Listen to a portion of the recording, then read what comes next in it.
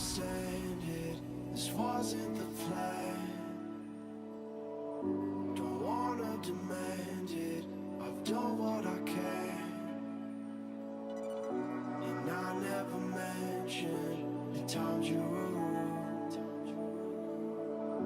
And I never mentioned when you hear the truth. Scared to lose it all. I won't stand a chance. And I don't wanna fake it. What if I can't walk away? You got me saying away. Hoping I don't make the same mistake.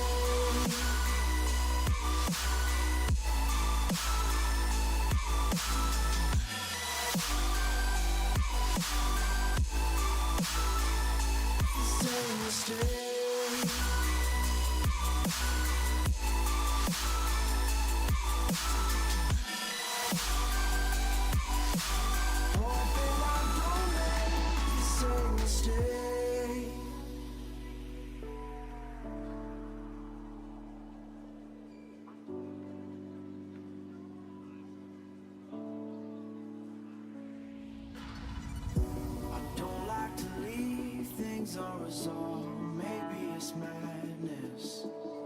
I'm begging you, please pick up the call. You're causing me damage. I should've known, wasn't your fault. Don't even matter. I wasn't thinking clear, trying to take it there. Scared to lose it all. I won't stand a chance. And I don't wanna fake it. What if I can't walk away?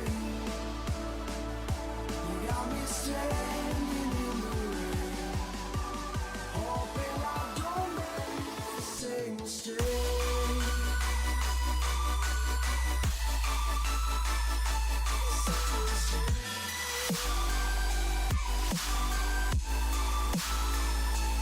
Same mistake.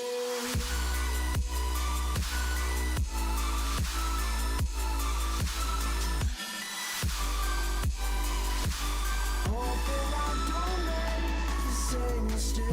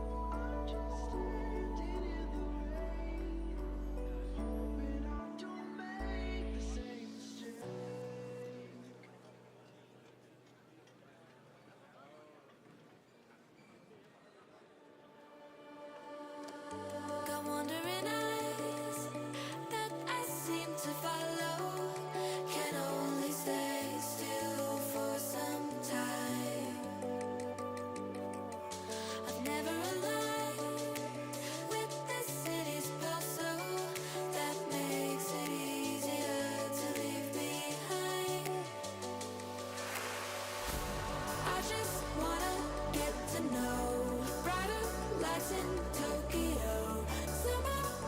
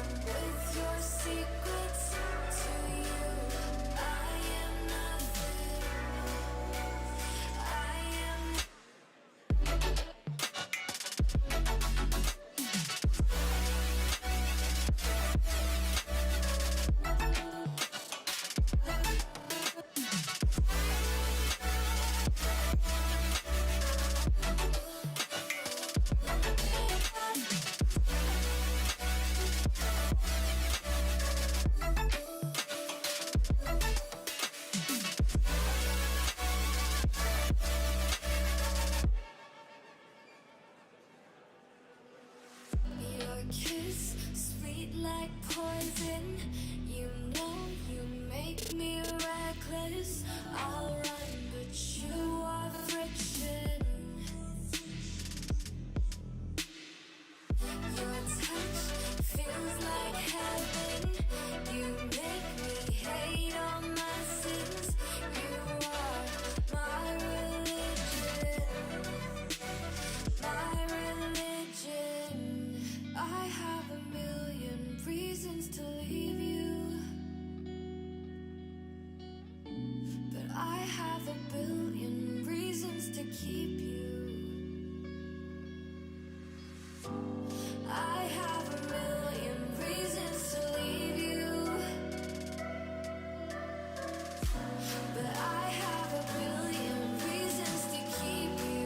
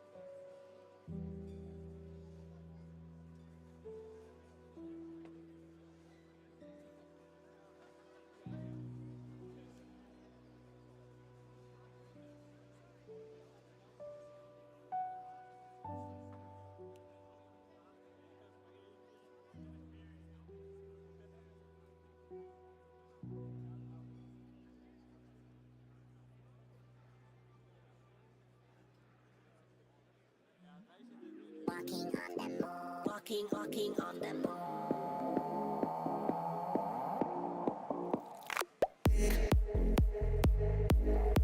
One moment to escape.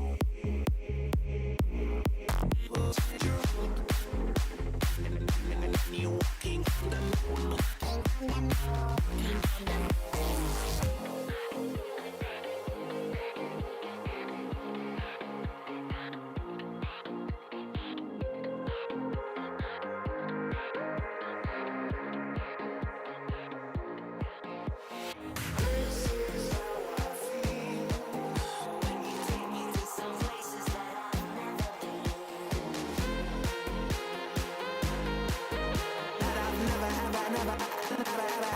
I've never been.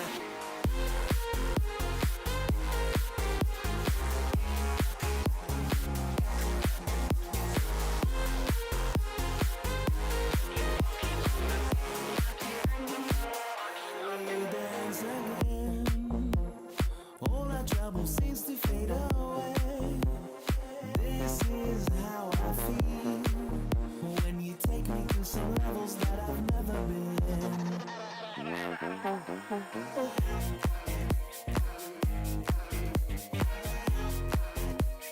All our trouble seems to fade away. When we dance again.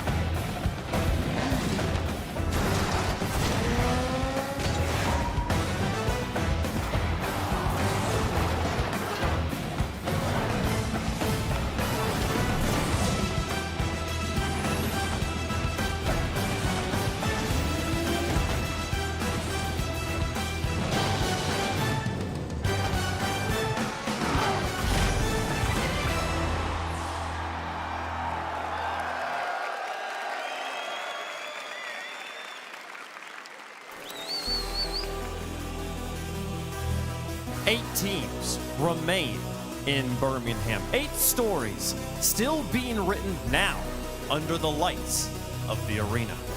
From the legacy of Vitality to the hero's journey of GEEKAY, each story will unfold on that stage with the hopes of earning this prize.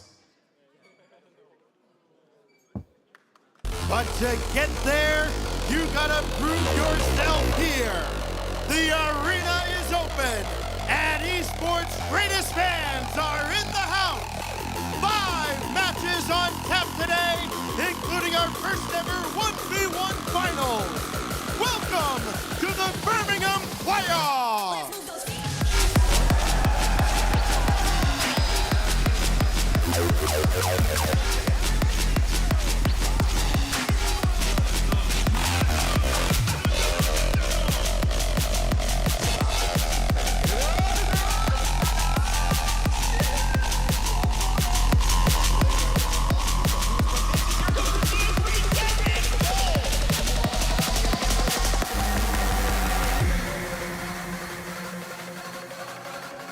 Good morning, Birmingham. Good morning, Rocket League fans around the world, and welcome to day 3 of the Birmingham Major. We have 2 days of playoff action in store for you. 8 teams remain. 1 team will win the trophy. It's going to be a good one. Get up and get loud. It's game day. And gentlemen, we got a pre-show. We got 30 minutes before Twisted Minds kick off against Furia, Johnny. That's right. For their tournament lives. Yeah, this is it. I mean, we've got 4 Saudi orgs in the tournament, 2 Saudi teams in the tournament. The strongest that Mina's ever looked. But Furia kind of rallying yesterday. I was losing hope for them, but now the hope's returning. Not only that, 2 North American teams in the top 4 as well, sir. with 2 lives, with the European powerhouses up there as well, with Vitality and K-Corp. So it's going to be fun. Energy still going strong, Bates. Energy is still going strong, but I know I've already walked around, saw some fans early. I got a lot of Carmine fans I've seen a Vitality fan. I even saw a Carmine fan wearing a Vitality jersey. What? That can't be. I think it's illegal. Nah, it happened. Someone call the police. This is not still out here, folks. We've had an incredible day, incredible event so far. We started with 16 teams from all around the world. We've played through 2 days of the Swiss. We've had talk shows. We've had 2 different broadcasts, and we're going to actually continue to have 2 different broadcasts. We'll tell you about that second one here in just a little bit. But the Swiss is concluded. We have eliminated 8 teams, and now it is time for playoff action. All of these teams had hopes of winning the Birmingham Major. Gibbs, there's only 8 now. Yeah, so this is their current points. They're going to get a lot more throughout this weekend if they go far in this tournament. But hats out to all the teams that were here, including Luminosity Gaming from APAC, taking out the entire OCE region. Hats off to those boys. Absolutely, folks. The Swiss was an incredible day, incredible 2 days of 30-plus games of Rocket League, 30-plus matches of Rocket League, each a best of 5, so a couple hundred games there. And, I mean, the action started right away on day number 1, Johnny. I mean, Vitality, Twisted Minds might be the best match of the event so far. Yeah, I couldn't believe what I was seeing there. Zen, Naupo both going at it head-to-head, but the whole squad showed up as well. Twisted Minds and Vitality, they look phenomenal. Vitality look like they might be the best team so far this event, but you never know if they can continue that to the stage. We'll see how the teams slept last night, how they prepared for today's event to prepare themselves for this playoff bracket. The top teams, this is a double elimination bracket. 4 teams are starting in the lower bracket, so those 2 bottom matches, those teams only have 1 life. You lose, you go home. The top teams will get 2 chances here. And then once you reach the top 4, though, everyone resets back down to 1 life. So grand final, no bracket reset or anything like that. 1 best of 7 to determine the winner. We'll see how they do it, folks. And again, lots on the line here as well. Prize pool is going up higher and higher with every match you win. You place better. We have already given out prize money and points to the bottom 16 teams or the bottom 8 teams of the 16. So every team still alive in the tournament, guaranteed at least 6 points and $15,000 from this point on. But everybody trying to get those 30 points, $102,000 up there at the top here, Bates. $102,000. I think, listen, I'm going to speak for myself. I know $102,000, that would be nice for me. I don't know about the people in the crowd right now, but in this economy, I need as much money as possible. But they're also playing for something a little more special with it. Oh, yeah, baby. I was just standing next to it over there. The official silverware partner of the Rocket League Championship Series is Thomas Light. We have a new trophy, a beautiful trophy in the building, and it's it shines, Bates. It glistens over there. Listen, I just love the fact that it's got the RLCS 2025 brand, and there it is right there with the logo. That's what you want to see, and that's what the players are playing for. To go have the ability, have the post-game interview, and then walk on over and then hoist that trophy and become Birmingham major champions. Maybe somebody will become a major champion for the first time ever. Yeah, they're known for their exquisite craftsmanship in elite sports, including football, rugby, golf, and tennis. Thomas Light will craft all official trophies and medals for RLCS 2025, producing 3 trophies and 21 medals this season. We appreciate them being part of the Rocket League Championship Series family here. Folks, it's going to be a crazy day. That trophy is going to sit there. It's going to look pretty for 2 days, Johnny. No one's going to touch it until one team wins the end. Yeah, we're keeping a close eye, so nobody try. We've got it being closely moderated to make sure nobody touches it, especially Gibbs. Lots of cameras on the trophies, lots of cameras on the players, and lots of cameras being broadcast in ways you haven't seen before. If you head to twitch.tv/RLEsports, you can check out the Crowd Cam POV stream where we are broadcasting the entire Rocket League tournament from the perspective of the stands in a game, similar to how you would see a football match or a rugby match or a hockey match go down, Gibbs. Yeah, just you'll be an egg in the crowd, and you'll get to watch from one camera angle the entire time. So if you have a hard time following the game, if you don't play it but like to watch it, then that might be the way you want to view it. Or more importantly, Bates, if you have family members that you've been trying to get hooked on Rocket League, and they're like, I can't deal with the camera swinging around, and who am I watching stuff like that, to put them in the seat in the stands they're used to in sports events. Yeah, it'll be very calm. It's what you're used to watching, you know, the horizontal way of watching a sporting experience. They should like that. Absolutely. Well, the players are playing for the prize pool. They're playing for the trophy, but they're also playing season-long for the progressive accolades here, as there are 3 awards being given out at the end of the season for the top striker, playmaker, and savior across the entire season, Gibbs. Yes, it is only at majors, though, so international play. So we'll see this over Major 1, Major 2, and then, of course, the World Championship. Right now, we see Drawley, huge lead in the goals per game category, but this will change throughout. But shout out to Atomic and Nupo as well, like Twisted Minds, #1 offense in this tournament, so you expect to see them up there, Johnny. Yeah, the savior is a bit different this season, if I'm not mistaken. It's a combination of team, defense, and individual saves. So if a team's got not many goals conceded, you're going to do quite well there, and also if you save a lot, you're going to do quite well. Yeah, you have to be having to be stopping teams while also being competitive in the league. So the well-crafted award there. Excited to see how else it goes. Let's talk though about the best plays from yesterday. We had some incredible moments. I'm excited for it. Bates is going to walk us through the progressive top plays of day 2 of Swiss. Take it away, Bates. That's right. That was take, Gibbs. You're going to say Bates because it's not him no more. Top plays brought to you by Progressive, brought to you by Bates. It's apparently Jack. 0 seconds left on the clock, and you got to make a play happen against Furia. Yeah, and we're going to see him against Moxie later on in a 1v1, and I tell you this. Yeah, and if you get a cook like that, it's not going to look pretty. That's number 5. Number 4, you got Beast Mode from NRG coming at you from the sky. You know what he brings to the table. By 1, by 2, by 3. We call that a splash, and we not just talk about the goal explosion. Beast Mode, when he's in the sky, NRG always has a chance to shine. Muscle. And that's just nothing but greatness right there. And of course, Archie Money, if you're a GEEKAY fan, I hope you're excited for his match coming up very, very soon. Because if Archie's up in the sky making plays like that, there's not much you can do. Gets by 2 right here. The fake is the reset by Abjack. See you later, son. And it only helps him out, bumps out Stizzy. Number 2, the Bear, a.k.a. Magic. Top right corner, shot a slaughter. When you need him to make a play, he does. Magic Bear having one of the best performances of the weekend. If you're a Gen G fan, I'm sorry you can't see him today, but you did get to witness that one. And then number 1, of course, Stizzy off the ceiling. Had to make it count when it mattered most. Tied up 2-2, game 5. Stizzy comes off as aggressive, opportunistic, top corner. Rise, you can't save that one. That's your progressive top 5. And the speed on that shot. He needed every kilometer per hour there. What a shot by Stizzy. Incredible stuff. They're also incredible, like the top 5, like most of those players aren't even in the tournament anymore. What are we going to get today from the players who still can compete? It's going to be incredible. Oh, yeah, now, not. we don't just have 3v3 action. Today is an incredibly special, historic day in RLCS history. We will have the first ever 1v1 on-LAN event. Moxie will be taking on Yan for the prize of playing, well, there's a playing for a few prizes, but most importantly, I feel like, Johnny, playing at the World Championship. Yeah, especially, you know, for him, as a Frenchman, trying to qualify to the Worlds in Lyon. But yeah, a lot more to play for. $10,000 today, guaranteed prize money for just participating at Worlds. And, you know, being the first major champion for 1v1 in RLCS history is pretty special. Well, and Johnny, I mean, you've been a huge pillar of the 1v1 scene for so many years, but we've never quite seen 1v1s in an arena where the Alpha Boost shakes the floor, the players are using it.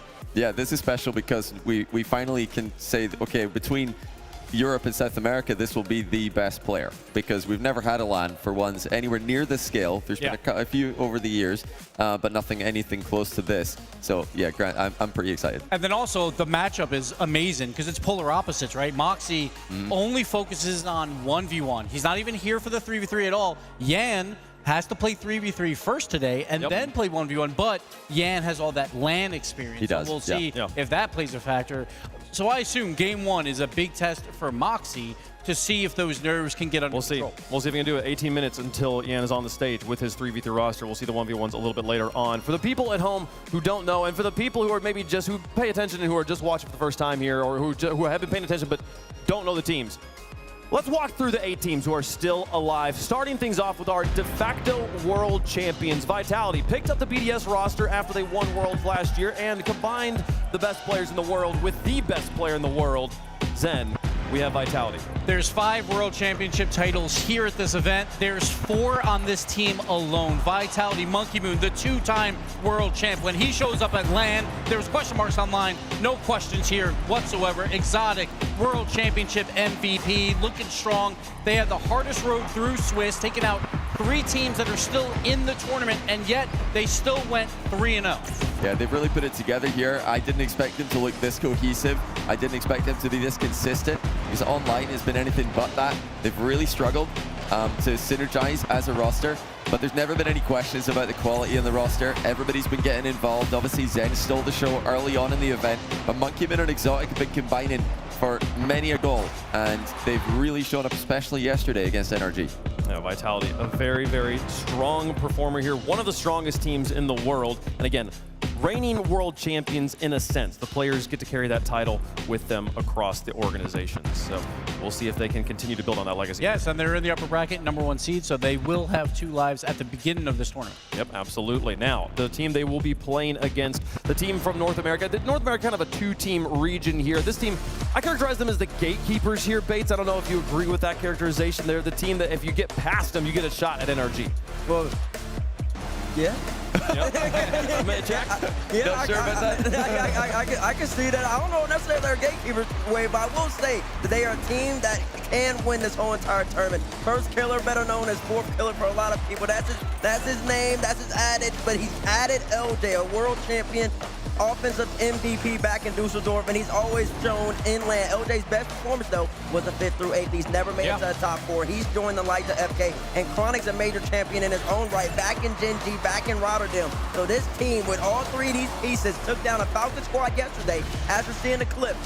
A Falcon squad that was projected to be a top 2 team, top 3 team at this tournament. And this is what it's all about. The Ultimate's first killer potential has always been there, but they've never realized it to the maximum. Yesterday they did, sweeping one of the favorites in this tournament, Falcons 3-0.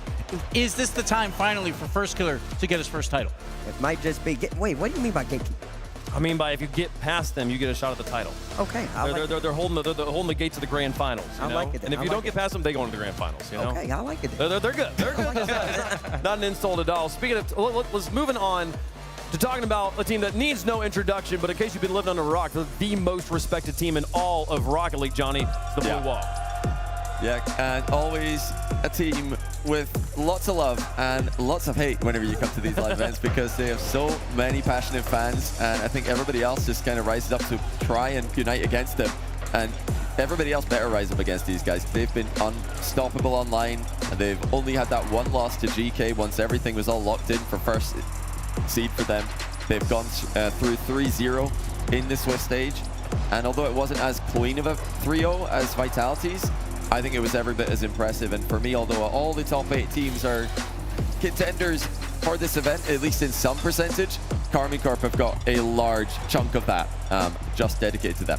Yeah, they have 2 open titles. They're the EU 1 seed. Whoever's the EU 1 seed coming into a tournament is always going to be the favorite to win it all. So we got K-Corp here. They're looking great. Vatira, he's still looking for that World Championship title. He has a major title under his belt. He wants to continue the trend, get as many points here as possible to go to France. You're talking about, we were talking about Moxie earlier and the pressure he feels as a Frenchman trying to earn the opportunity to play in France. This is a team that's been dealing with that pressure for years at this point. Now, speaking of teams that have dealt with pressure for a long time and have held up to it with consistency, Bates, I'm just going to let you run on it. It's NRG. Yep, NRG. Just in case you've been living underneath a rock, this is your first time tuning in since the RLCS World Championship back in Fort Worth. This is the OG2 roster. Atomic Beast Mode and Daniel from last year. The team that has yet to not make a LAN Grand Final since they've been a trio, and they are still in the upper bracket, still performing. There's been some question marks for this NRG team, though, this year as opposed to last year. Their defense is even better, but their offense has been a little timid, a little tame. They haven't hit you with the explosiveness and creativity like they were last year, JB. Yeah, the good news for NRG fans, the good news for NA fans is that this team has been known to start slow and then improve throughout the event. And when you look at their overall run in Swiss, it's not a super slow start. They took down Ultimates, they played Vitality pretty close despite losing, and they handled GEEKAY without too much difficulty. So I think they're already playing at a very good level, a level that's probably higher than even the event they won last year. And these are your North American champions for the past 3 years, it feels like. The one team from North America that can take down the top of Europe, the top of MENA. But they've come so close, made a lot of grand finals, just fallen short at that World Championship, so they want to bounce back. I believe at this point they're the longest standing organization in North American Rocket League. They're the longest standing team in North American Rocket League as well. Such a legacy there that they're trying to continue here at Birmingham. Now, when we talk about teams that have the potential to win it all, teams that are one of the favorites to win it all, let's talk about the fastest offense in the world here, Johnny. It's the Falcons. Yeah, they're in the lower bracket. They had to go through 5 rounds of Swiss to get here, which is not normal for them. They did not have to do that last year at all. But if we look at the 4 teams who are starting lower bracket, this is the one standout for me that can win this event if they can get the momentum rolling. They're going to need to step it up, though. They look very messy. They're conceding goals that even a defense that's known to be a bit shaky, a bit disorganized, should be able to handle. Yeah, they just had one bad day at Rocket League. They had one bad day at Rocket League that is not expected from them. They went 1-2 on that day. They still survived because of their first day where they went 2-0. So they did have to go to round 5. They will only have 1 life in this bracket. But you expect their offense to click more today to make the defense a little bit easier, because right now their third man's been on an island a lot. But if the offense is clicking, they won't have to worry about that. We'll see. We'll see if they can continue on with the domination we've seen from them so many times, or was that round 5 trip just a little hint of something? Well, no, we never know. That's why we play the games. We're so excited about it. Now, one other team we want to talk about here, the best story happening in Birmingham right now. GEEKAY Esports had no business being here. Wow. And listen to the crowd. Well, they are excited about this Cinderella run we're seeing. There's one word. It's magic. That is what these guys have. They went into European Open 3. No one counted them in to make a top 4 run. They go 12-0 on the final day to qualify for this major. They go to round 5 in Swiss. They drop the first 2 games badly, I will say, as well, with some own goals. And then they win 3 in a row to qualify for the playoff bracket. Yeah, we had Archie, this goal you're seeing right now, we put that in the top place. I think that was number 3 in the top place of the day. He also had, for me, the standout own goal of the tournament. Just, in game 1. Just sinking it straight in the middle of the net. Had a laugh with him in the hotel yesterday about that one, but yeah, he bounced back from that. They started off terribly in the match yesterday, and they still got the win. Come on, and this should be the Birmingham major. Everybody, well, this should be the favorite. I mean, the favorite for the crowd. Favorite. I mean, listen, you got 2 British men, you got Joyo, and you got Archie, and you got Ole also leading the boys as well. So listen, it's not a surprise that this crowd just got loud for him. Absolutely, folks. Well, those are the 6 teams not about to play on the stage. We'll walk you through the other 2 here in just a moment. 8 teams remain. 4 matches of 3v3 Rocket League will be played today. We will have 1v1 as well. We can show you that bracket here, show you how those matches line up, who has 2 lives, who has 1. If you didn't catch it at the beginning, the bottom of this bracket, this is double elim, so those 2 teams, those 2 matches down there are in the lower bracket. If you lose those matches, you go home. If you win in the upper matches, you continue on. If you lose in the upper matches, you drop to the lower matches and you get to continue to try and play here in Birmingham. So the Falcons versus GEEKAY and Twisted Minds versus Furia will be single elimination matches. Yes, but this is a beautiful first round, all international play. We didn't get any team kills here, so we'll see how this pans out. I'm very happy about that. Like NA didn't have to play each other in the upper bracket. as well as Europe, but also Mina, Twisted Minds, and Falcons, both in that lower bracket. Here's the schedule for today. Four matches of 3v3 and 1v1 in the middle there. We'll see Moxie versus Yan.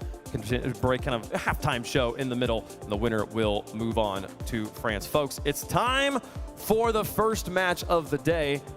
There's an empty stage behind us. Hope you guys are ready. We're gonna get some teams on the stage. Let's start with Twisted Minds.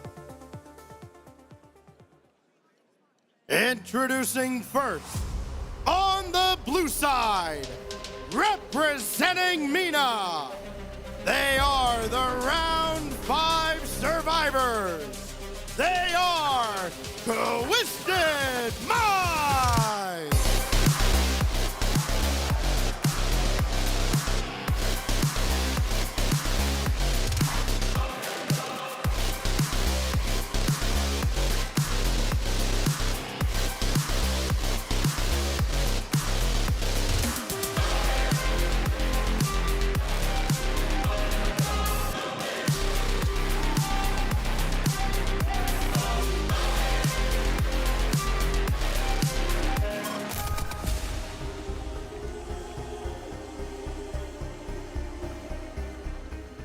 It's the international superstars, Rise, Naupo, and Atomic. Atomic from Spain, Rise from England, Portugal resident, of course, so just a little bit extra spice, and Naupo, the talisman from Saudi Arabia. It just feels like Mina, they just bring the flash, that they bring the spark. We saw Twisted Minds throughout that entire Swiss, just play after play, just making some amazing moments happen. And Atomic leading in the player maker category. His best land finish was a last place finish, Not but anymore. now in the top 8 playoffs. Top 8 playoffs, and you know why? Because he's with the man who knows what the stage feels like. Over 3 years, almost 3 years ago, he knows what a land stage feels like. Back with Team Queso, Rise, so many grand finals, so many victories in his resume and his repertoire. He hopped over from EU to Mina to play with this young kid right here, JB. And he's been stealing the show. Naupo from the very first round of Swiss has announced his arrival here. We always know that this guy's got the talent. He's just never had the team around him to get this far in the tournament. Nobody's really looking forward to playing against Twisted Minds. They've taken, even in their losses, they've gone to Game 5 with Dignitas, with Vitality, and they've made it through the most grueling Swiss, longest run. And here they are, top 8. And if there's one player that's going to take over this match, it will be Naupo. It'll be him versus Yan, very, very likely. So we'll see if those fireworks happen here. Well, we're excited to see these teams play, but we got to get their opponents on the stage. And their opponents, on the orange side, representing South America, beware the fury of the Panther, beware of Furia!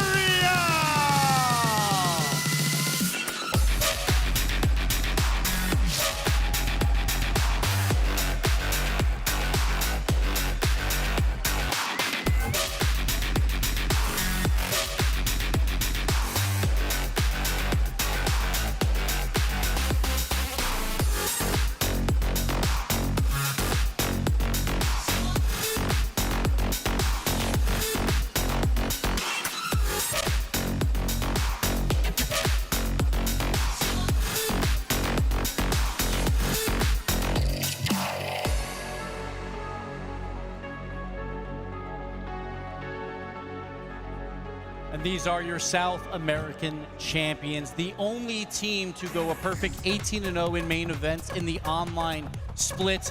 They're led by, of course, Yan, who's also the 1v1 SAM champion, and with an incredible 88% goal participation, but he needs help as well to take down a Twisted Minds. Lost is going to be that aggressive player to try and make those plays. Drufinho showed up huge in round 4 in Swiss to get him here. Yeah, Drufinho was massive for the team yesterday, and that's what gives me the most hope about their ability to perform as a team today. It wasn't just the Yan show, just like it's the same for their opponents across the stage. Yan, Naupo both started off the event super strong, but it was the supporting cast. Rise and Atomic for Twisted Minds. It was Lost and Drufinho for Furia, who performed incredibly well, in my opinion, in round 5. And we always talk about Yan. When it's land, he's going to show up. And again, 88% goal participation leads all players here. So 1 out of every 10 goals is what he's not a part of for Furia. So he'll be involved in the offense like crazy.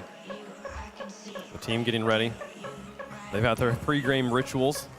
We've always talked about how Atlanta That took time to thumbs up find. from Jorginho every single time. Did he kiss the ring? I didn't watch him. I didn't see it. I think he was going for it. I also believe that today might just be a lost birthday. It's either it was yesterday or it's today. It is today. It is today. Because I think he tweeted at midnight. Yeah, I tweeted today. I believe he turned 21 years of age. So happy birthday, Lost. And listen, I know for his birthday, and for his family back home, they want to see a W. It's going to be a tough one, though, going against the Twisted Mind squad that has had a tougher road, I should say. And Twisted Mind's peaked so far, especially that first series against Vitality. They looked like they could practically be unbeatable if they didn't play Vitality. So, Furia, let's see what you can do. I'm looking forward to seeing if Rise has been warming up his vocals as well, because he does, of course, speak Portuguese fluently, which he can use to his advantage, yelling across the stage at the Portuguese speakers across from him. Not many people can get inside Furia's heads, but Rise can. So that is what I want to see. It's the loudest team in Furia who's going to yell at them versus the loudest player maybe in Rise who's just going to yell for his entire team back at them. So we'll see how this plays out. He sang at them one time. I've seen him sing in Portuguese across the studio to Furia. Mental warfare. For the people who didn't catch yesterday's action, maybe didn't catch the interview with Atomic after they qualified, he's like, Veracity was asking him, how do you guys like stay like mentally solid? How do you like stay in the zone and stuff like that? It's like, oh, we sing Spanish songs to each other, which is adorable and also so cool. Like, super cool. Music getting involved here. Here's the pregame huddle from Furia that they've been doing for years at this point. And I mean, you got birthday buff Lost. Yeah. You got Yan, stage buffed Yan. Like this is a 50-50 in my mind. And with Jorginho looking great at the end of Swiss, so that's a confidence builder as well. I think they have a lot going for them. But Twisted Minds, again, has been a tough opponent for everyone. They played 2 European teams to Game 5, and then everyone else, they kind of mopped the floor with them. They were just better. And a lot of people had question marks coming into this event with Twisted Minds. I think a lot of us had them power ranked in the top 8, but the casual fan base was like, I think you're giving them too much respect, but they have definitely earned it through these 2 days of Rocket League. Yeah, well, chat, let us know who you think is going to win the Progressive Fan Vote. Hashtag FUR, hashtag TWIS. Get those votes in. We'll let you know who the fan favorite is at the end of the show. I feel like we're all going to be talking about Nupo versus Yan. Yeah. And that matchup here. I kind of got my eyes on Atomic versus Jorginho. He did that yesterday. What do you do? He leaves the stage for a second, and he comes back. What's he doing? Wash his hands. Oh, he goes and washes his hands. I saw him wiping the hands, so maybe he's going to wash maybe his he goes hands to the with some nice bathroom warm Sorry, water. I'll cut you off. Got some pregame, some ritual for him. Again, for the players, like this is such an alien environment. I mean, if anybody in the crowd has ever gotten the opportunity to stand on that stage, especially when the sound's going, it's none like anything you've ever heard. You're just getting this like weird wash of low frequencies at all times and stuff like that. It's hard to stay focused. And when you're used to playing in your bedroom or used to just playing in your house all the time, you could be like, I know how to play this game. Why am I not doing it well? It's important to have rituals to keep yourself grounded. And that's a big experience buff for Furia as well, because they've been to 8 RLCS lands. They've made the top 8 every single time but 2. So they've played in front of the crowd a lot. The problem is, usually when they get to these moments, they falter. They just can't like eclipse into that top 4. They've only been top 4 twice. Hey. So... But you remember the one time they made top 4? Pretty special. You remember when Yan scored against the guy sitting in the middle on the other side on Rise? You remember this matchup? I don't know. I'm saying that might be then we might be in for a rerun. It makes me that rings in my mind anytime Furia's on the stage. I'm like, maybe this is the time they do it again. And it's any time now, right? We keep saying like Furia is eventually going to take that hurdle and go over it and become one of the best teams in the world. But they've always fallen just a bit short. Like the World Championship last year, they lost to all 4 of the top 4 teams to bow out of this tournament. And that is not to blame them that they're the 5th best team in the world. It's just they know they want more. They want to make it over that last hurdle. And it begins with Twisted Minds. It begins with this lower bracket run. Okay, Johnny, but it is kind of at the end of the day, we're pretty certain it's going to be Nupo versus Yan. Yeah, this is the matchup we're all looking forward to. Yan has done this so many times before. He's taken over stage matches against top-tier opposition. The goal participation truly is ridiculous. He basically touches the ball and they score. But don't underestimate Nupo either. He's not involved in as many goals, but sometimes it's an outplay before the assist that he creates, and then his teammates get the assist and the goal. You've always got to look out for that touch as well. Oh, Jan's dropped something. Oh, picks it back up. Well, folks, let us know who you think is going to win at home. We'll let you know who we think is going to win up here. Johnny, who's your pick? I had to think a long time about this one. Twisted Minds, less experienced in this position as we saw. Atomic, best result ever for him. Now Pope, brand new situation for him as well.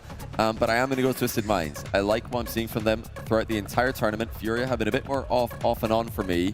And although they finished incredibly strong, actually finished with a better record than Swiss, I'm leaning a bit more towards Twisted Minds. I have to agree with Johnny. I think it's a minor upset, but I think Twisted Minds takes this, and we've seen birthday buffs go terribly wrong throughout this online split. Yeah, it's been rough. So I am also going to go with Twisted Minds. I think it's going to be very, very close, though. Great. Now everybody's going Twisted Minds.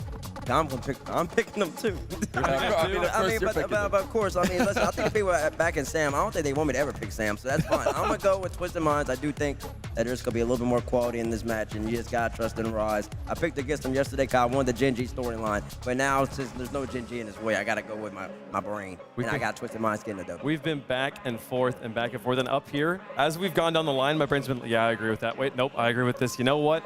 I'm going to go with the birthday buff on this one. Give me Furia. I think Furia gets the upset here and advances in the bracket.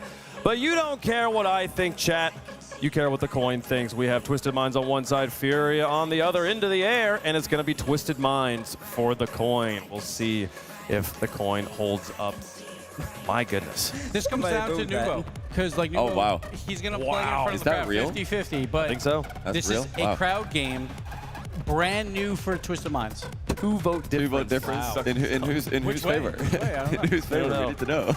Twisted Minds favor. Twisted Minds favor. Okay. Technically the fan favorite by the slimmest of margins. This is about Rise trying to rally his teammates to make sure that there's no nerves between those two. Folks, it's been a long time, but it's finally time to kick off action in front of the crowd in Birmingham.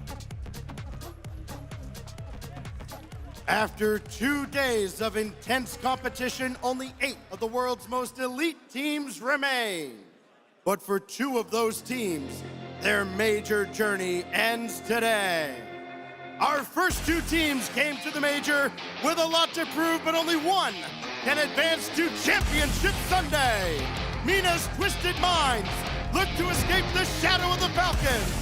And Yan and Furia have an unprecedented shot at 2 finals this weekend. This is where the pressure rises. This is playoff season, and this is Rocket League!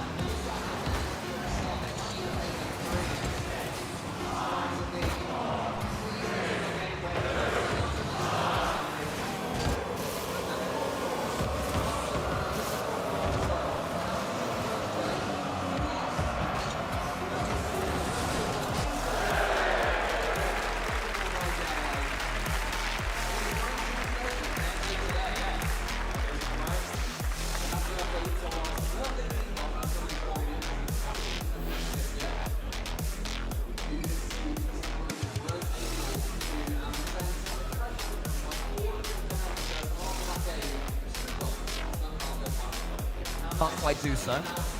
Stomach in the air.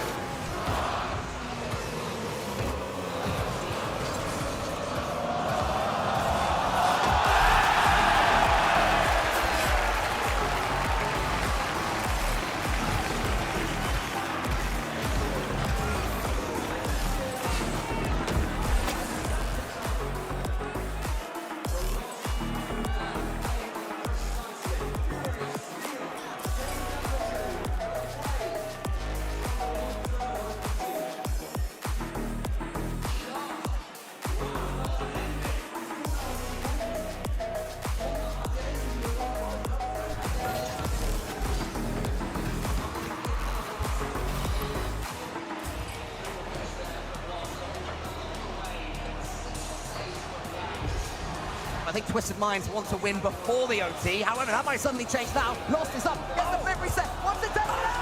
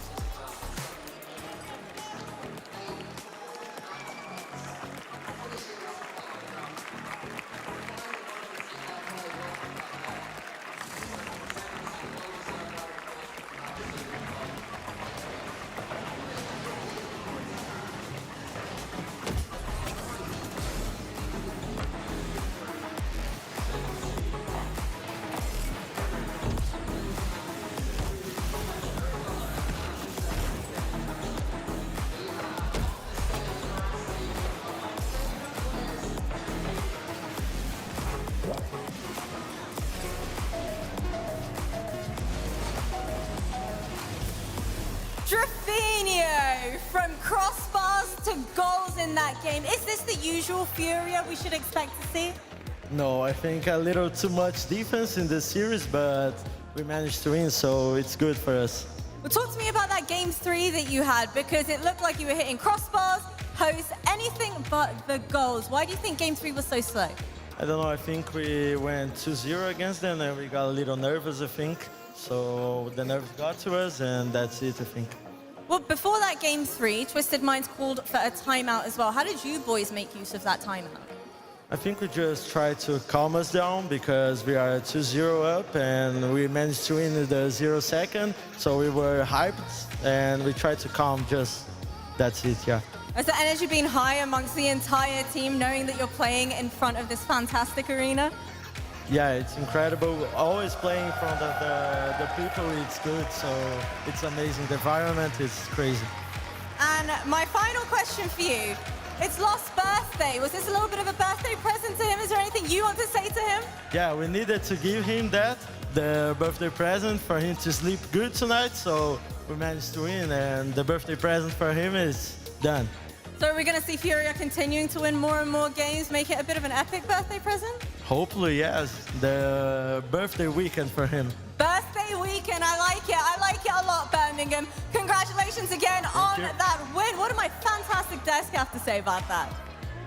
South America standing strong in the first match in front of the crowd in Birmingham. They advance in the bracket. Twisted Minds make their exit here. And I feel like Lost, he wrapped his own present there. That was the best series I've ever seen him play in front of a crowd. He just took over that match, Johnny. He was unbelievable. Lost was MVP by a long way on a pitch that has Yan, Naupo, Rise, I mean Atomic and Drafinio as well, legends in their own right. But All 6 players. what a performance. Really, it's just, I mean, Yan, Rise, and Naupo, you wouldn't expect them to be able to eclipse all 3 at the same time with what they've achieved over their LAN careers, but he just went and did that. And this is what we've been waiting for with Furia. We always talk about Yan on LAN, and it's like, all right, Furia, you're a top 5 team because of Yan. Yeah. You can become a top 4 team if your teammates step up. And we saw it with Drafinio yesterday. We saw it here as well. He played very well and then lost. Just absolutely lights out. Yan really didn't have to do a lot of work. He didn't have to do anything. Like, yeah, Yan actually owned gold. He had probably one of his worst LAN performances, and they still won easily. So this is one of the best performances I've seen from the from Lost and Drafinio part of Furia, and I'm sure Yan's going to perform. So this is a real threat for anyone in the bracket. I mean, from Twisted Minds' perspective, they have 2 players, haven't played in front of the crowd before, super different environment. It's kind of got to go. You got to go through it. You got to go through it one time, Bates. Yeah, they got to. It just looked like they had some communication issues and very critical and key moments throughout the series as well. And then they can't shoot worth nothing. I mean, the amount of ping, ping, ping, ping, ping that's all we're hearing because Twisted Minds in multiple games could not make any shots. It really did feel like the big moments were all Furia's, though. This equalizer in Game 2, they also had the 0 second goal in Game 2. Twisted Minds kept the ball in the air for that one. Game 3, overtime. You know, going the way of Twisted Minds was something, but not enough. That's another crossbar. Yan actually, yeah, you think he side flipped in that game as well. So he had an off series, but then lost in Game 4, just completely took over again. And Game 5, they almost ran completely away with it. Credit to Twisted Minds for making it into an exciting game, but it was all Furia. And that's the only problem with Twisted Minds. It felt like the last minute or so, if we saw that the entire match, then Twisted Minds could definitely win this. But it just felt like a little bit too late. They had all the pressure for probably about 2 minutes of that final match after going down 4 goals. So it was just a little bit too late for them. I think they figured it out just a bit too late. Well, that's what I mean, which that tracks with you're in a brand new environment. Yeah. And like as you play, you start to realize, oh, it's the same Rocket League, it's the same controller, it's the same monitor. Okay, I can do this. It's a little bit weird noise, but we can deal with this, right? But at that point, you're down in the series, and you've built yourself too big of a mountain to climb. Yeah, and I think they will hopefully take that back to the online split next season or next split and just work on that, right? So they know when they get in front of this crowd again, hopefully they do, they can start off strong. Well, we are doing some wonderful Rocket League work out here, and we have some incredible minds in the back who are looking at the replays and figuring out what exactly happened. Shogun, what did you see?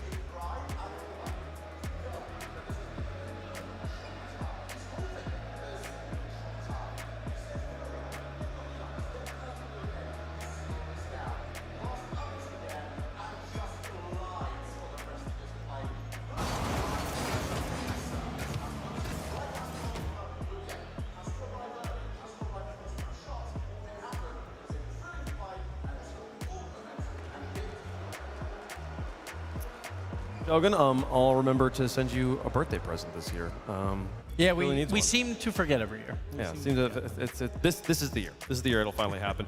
Furia advancing in the bracket. Twisted Minds ending their run here. The bracket loses another team, and only 7 remain in Birmingham. We will play 3 more matches of 3v3 action today, and you know, Furia giving themselves one other gift here, Johnny. Young can just relax. What a great warm-up for the 1v1. Yeah, he's back on stage by himself in just about an hour and a half-ish to play against Moxie. But obviously the 3v3 is the main event for him. That's kind of a bonus. So really an opportunity for him to have one of the best weekends of Rocket League that anyone has ever had. Imagine the chance going into Championship Sunday of being a double major champion. It would be already locked in 1 on the Saturday. Which is crazy with how restrictive the 1v1 format is, how few people get the opportunity to play at the LAN.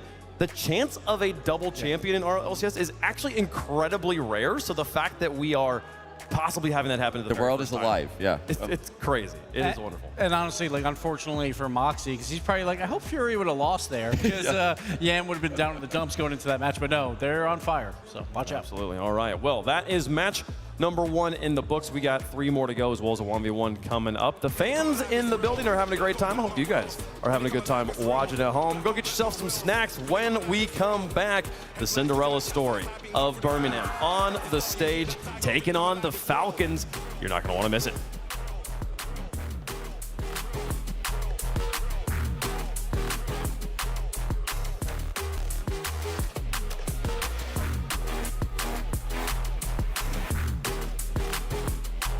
Brought to you by Progressive Insurance. Progressive makes bundling easy and affordable. Get a multi-policy discount by combining your car, home, motorcycle, commercial auto, and more. All your protection in one place. Bundle and save at progressive.com.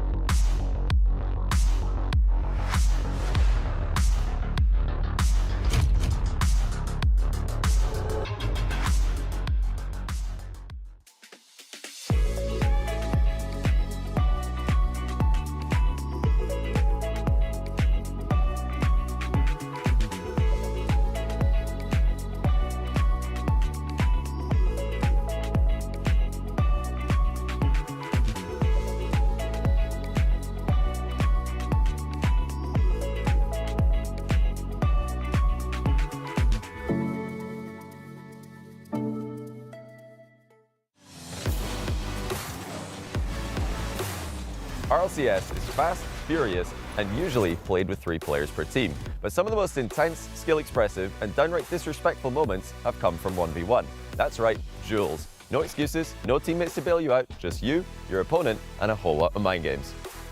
So why is RLCS getting into 1v1 this year? Because it's time.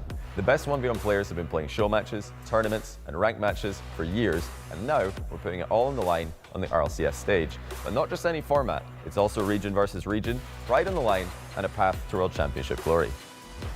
From the days of Kuxer and Fairy Peak dominating the 1 scene, to the rise of mechanical wizards like Zen and Ruas, 1v1s have always been where the greatest in Rocket League test their skill, and now it's getting the RLCS treatment. So here's how it works. First major of the season, here in Birmingham, we're starting things off with a banger. EU's best 1v1 player Moxie is taking on the king of South America, Yan, a region known for their aggression and flair, against one with mechanical consistency and ice-cold dominance. Who wins? It's all to play for. Then, for the second major in June, Middle East Best versus North America's top dog, on home soil no less, in Raleigh, North Carolina. Spoilers, expect mechanical madness, fearless challenges, and maybe a few bruised egos. And finally, the Grand Showdown.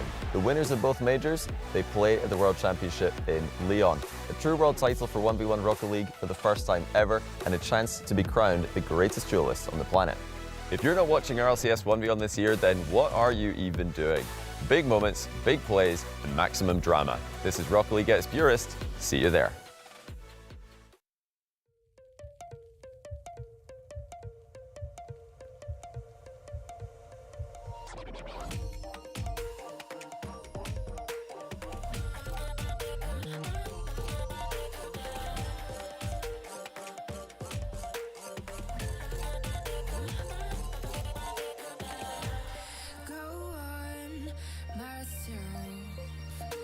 I'm cold steel stainless. My glass half full. Always said don't suffer no fools. Serpents daydream. I bite, you call me lovely. Got a sweet tooth. Gonna get the sugar from you. When they say I'm a machine gun, I take it as a compliment.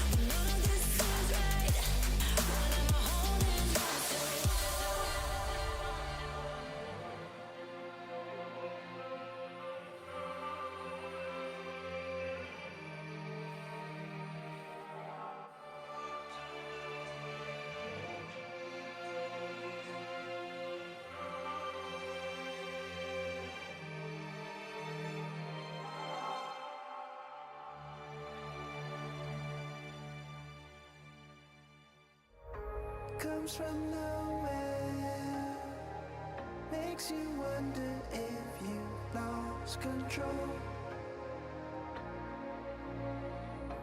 leaves you breathless, changes what you think is possible.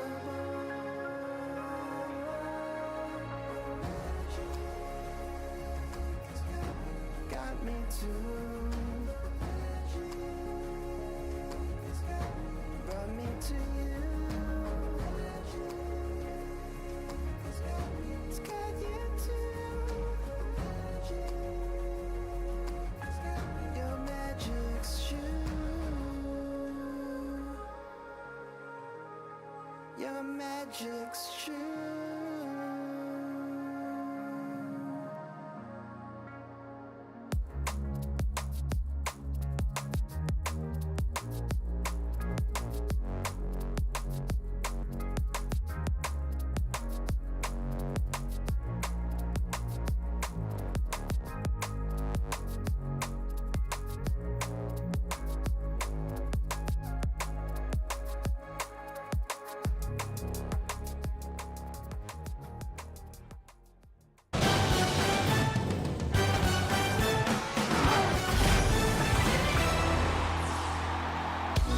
First match down, second match just around the corner. The Birmingham Major continues to roll on here for day number 3 as we are into playoff action.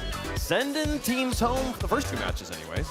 We'll see, good to see some extra lives in the second 2 matches of the day. Welcome back to the desk. We got Mr. Shogun on us. How have you enjoyed us visiting somewhere other than London in your home country? It has been nice to prove to you guys that, like, London isn't all of it. It's most of it, but it is not all of it. So yeah, it's been quite nice. How you guys enjoyed it? It's been good. I like when we're all in one little space. We can walk pretty much everywhere, and it's a lot of fun that way. I'll tell you, I've been in about a 5-kilometer radius, so I haven't really been that far.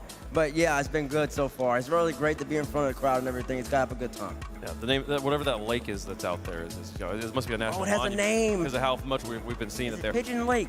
Nah, I just butchered that. It's not Pigeon. It definitely starts with a P or something. We have all been having arguments with the geese, and it's been great fun. It's definitely a pond as well. Let's take a look at the bracket, folks. We have completed 1 match today. We got 3 more to go, and we will be crowning no champions today. Well, one champion. One champion. One champion today. 1v1 champion. 1v1 champ today. Here is the bracket, folks. Up there at the top, the big dogs from Europe and from North America are going to be battling it out with 2 lives apiece. You win in those upper bracket matches, you get to move forward. You lose, you get to stay alive, though. You'll play some more matches and possibly get some rematches. Here's the schedule on the day. Twisted Mind sent home by Furia to kick things off, and we'll be seeing Karmine Corps Vitality, the Ultimates, and NRG before the day is out. But before then, folks, it's time for the next match. The team you've all been waiting for. Let's get them on the stage. Introducing first, on the blue side, representing Europe, they are the long shot that only needs 1 shot. They are GEEKAY Esports.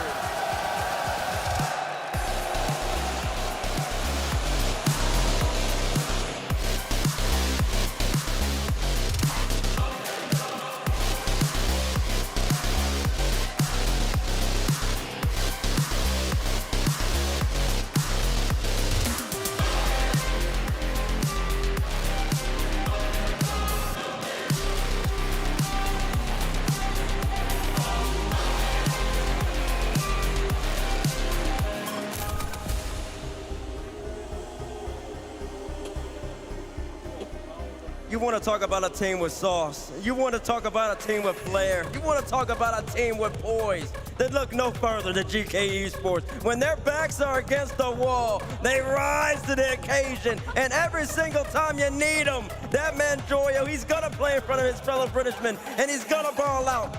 Shogun, talk to me, Dave. This is a team that only thrives on the point of elimination. This is a team that's almost been eliminated for 2 months. And yet still, we bring them, we put them back on even footing, and they go, nah, we don't like that. We'll straight back into the elimination rounds, and then we'll start to play our game. They're the only team here who's like, no, we don't want to be in upper bracket. We want to be in this lower bracket. We want the pressure. We know we can handle the pressure. Now it's up to the teams against them. The Falcons, can they handle the pressure? Because we know GK absolutely can. And when GK's on, man, listen, they're not worried about anybody. They feel like they can beat anybody, and trust me, if you can win an EU Open, that means that you can beat just anybody. And only, listen, he came back onto the scene, I'm going to call it quote-unquote, because when he punched out that Batmobile, he looked like a top 10 player in the game. But he's been off and on throughout the whole entire tournament so far. Isn't it just a show how great this tournament has been in terms of the stacked talent? This is a team coming in today, we would have said 8th most likely, more or less, to win the entire thing. And it's Joyo, Oli, and Archie. That is an incredible squad. Just shows this tournament really good. Very, very skilled players from all sides here, but all of their crazy Cinderella heroics have come against European opponents. They have a MENA opponent on the other side. And their opponents on the orange side, the high-flying royalty of MENA. Looking to spoil GK's fairy tale ending, please welcome Team Falcons!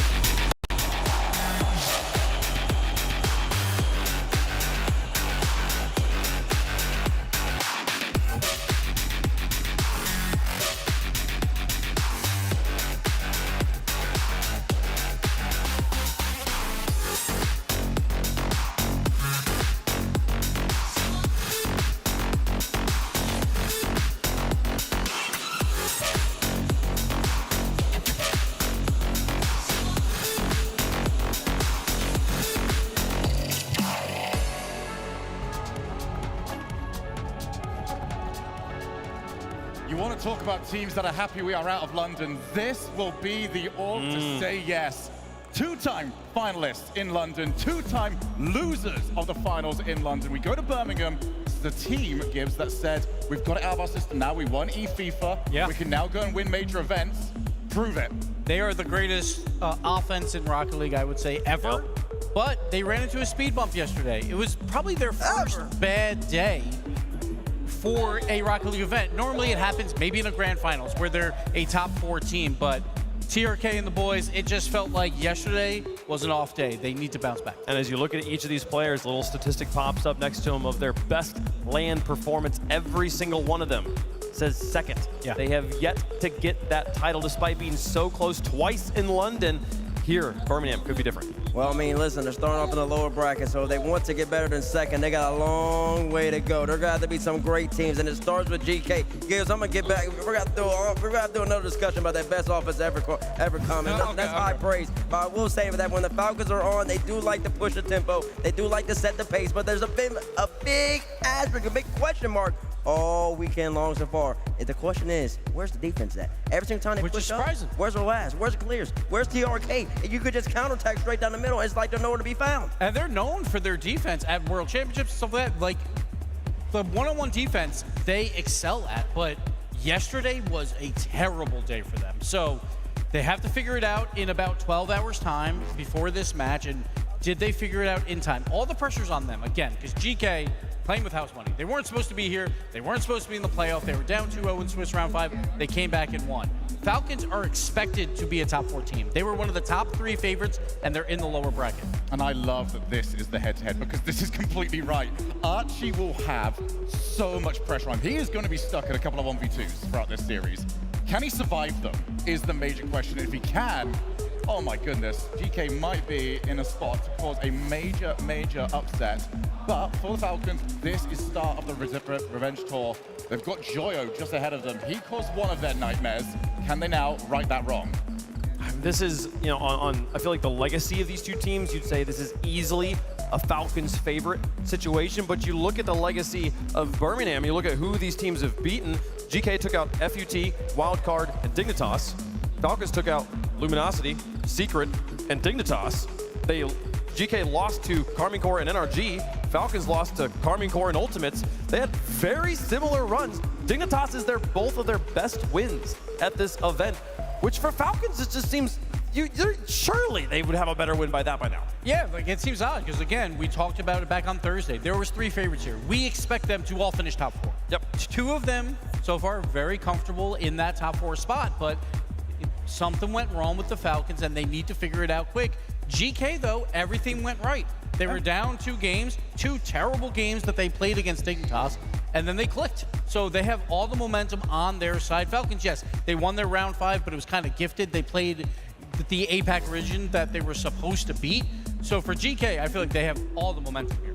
For me, this could be very sudden on the momentum swings, because for Falcons, when they are eliminated from these sort of tournaments, it happens quickly. They suddenly hit a moment where they hit the brick wall and they go, okay, we can't score anymore. What is going on? What is happening? On the opposite side, GK will do nothing for 10 minutes and suddenly 12 goals in the last 8. So who knows? Falcons should start this off better. It's can they maintain that across the best of 7? Can they get there? Again, it is best of 7 here, Bates. It changes up the format, which I think that favors Falcons here. I don't know who it favors at the moment. I'll tell you this, it's a game of matchups, Wave. It's a game of matchups, and right now, Falcons, honestly, if they end up going deeper into the series and they keep on playing the same way they've been playing so far this week, it might actually be to their detriment, because they keep on having just uncharacteristic mishaps and just little mistakes that just open up the net. Like I said, they can't just be easily counterattacked. They have to be disciplined. They have to stay focused. Well, chat, let us know who you think is going to win in the progressive fan vote. Hashtag GK for GK, hashtag FLCN for the Falcons there. We'll make our picks on the desk. Shogun, it's hard. It is, and I felt really bad because I spoke to the Falcons on my way out, and I was like, oh, you guys are going to do great. Knowing in the back of my mind, I'm so two-faced right now because I predicted against them. I've gone GK on this one, so okay. I'm the bad guy to them. I mean, hometown, right? I love the Falcons. I think that was a terrible day yesterday, but that is a 1 in a million chance. That's not going to happen again. They're going to show up today. They're going to make a lower bracket run. I'm going Falcons. Ooh, the crowd didn't like that one, Gibbs. Gibbs, you're always getting booed. Hey, Shogun. No, you did this to me last time. No, you lost this. You lost this. Shogun. If you take that away from me... You got dap me? You got dap? Why'd your hand shaking? Because last time I did this, you pulled away. Dap me. Okay. I like the GK too. Give me Archie, give me Joyo, give me Oli. We're going to go with the British men plus Oli Meister right here. They're going to get the job done against the Falcons. Gibbs said the magic ran out yesterday. I feel like it might be about 1 a.m. on the clock right now. I think Cinderella the dress might be going away here. I think the Falcons are going to hold strong here, and I think the Falcons are going to be the winners. We're split on the desk. The crowd's gone one way. How does the coin feel about it, though? Does the coin believe in the story of all stories? No, the coin does not believe. The coin thinks the Falcons will return to former glory and fly high. I don't even know they put it on the camera like that. Did they what? I don't know if they showed it on the camera for you. Did they not show you? Oh, well, it was the Falcons. It was the Falcons that popped up for. How does chat feel about this one, though? Because there's been a lot of love behind this GK roster. Whoa. But the Falcons, Middle East is awake and ready to go, folks. This is going to be a crazy one. It really just comes down to that momentum. If GK begins hot, I think we're okay. They cannot do the we'll go down 3 and then win 4 in a row versus Falcons. They cannot do that. You say that, Gibbs. Never mind. They can't. They can't. Oh, this is going to be a crazy one. Gibbs, are you ready? I'm ready. Shogun, are you ready? Oh, absolutely. Bates, are you ready? I'm ready. Let's get into it, folks. Birmingham, welcome to the next level, under the lights of the dome. The best story in the building, the greatest Cinderella of the season will have to go through the highest flying squadron the league has to offer. Only one can continue in Birmingham. Only one story will earn another chapter. It's a ball, and the clock is approaching midnight. It's time to dance.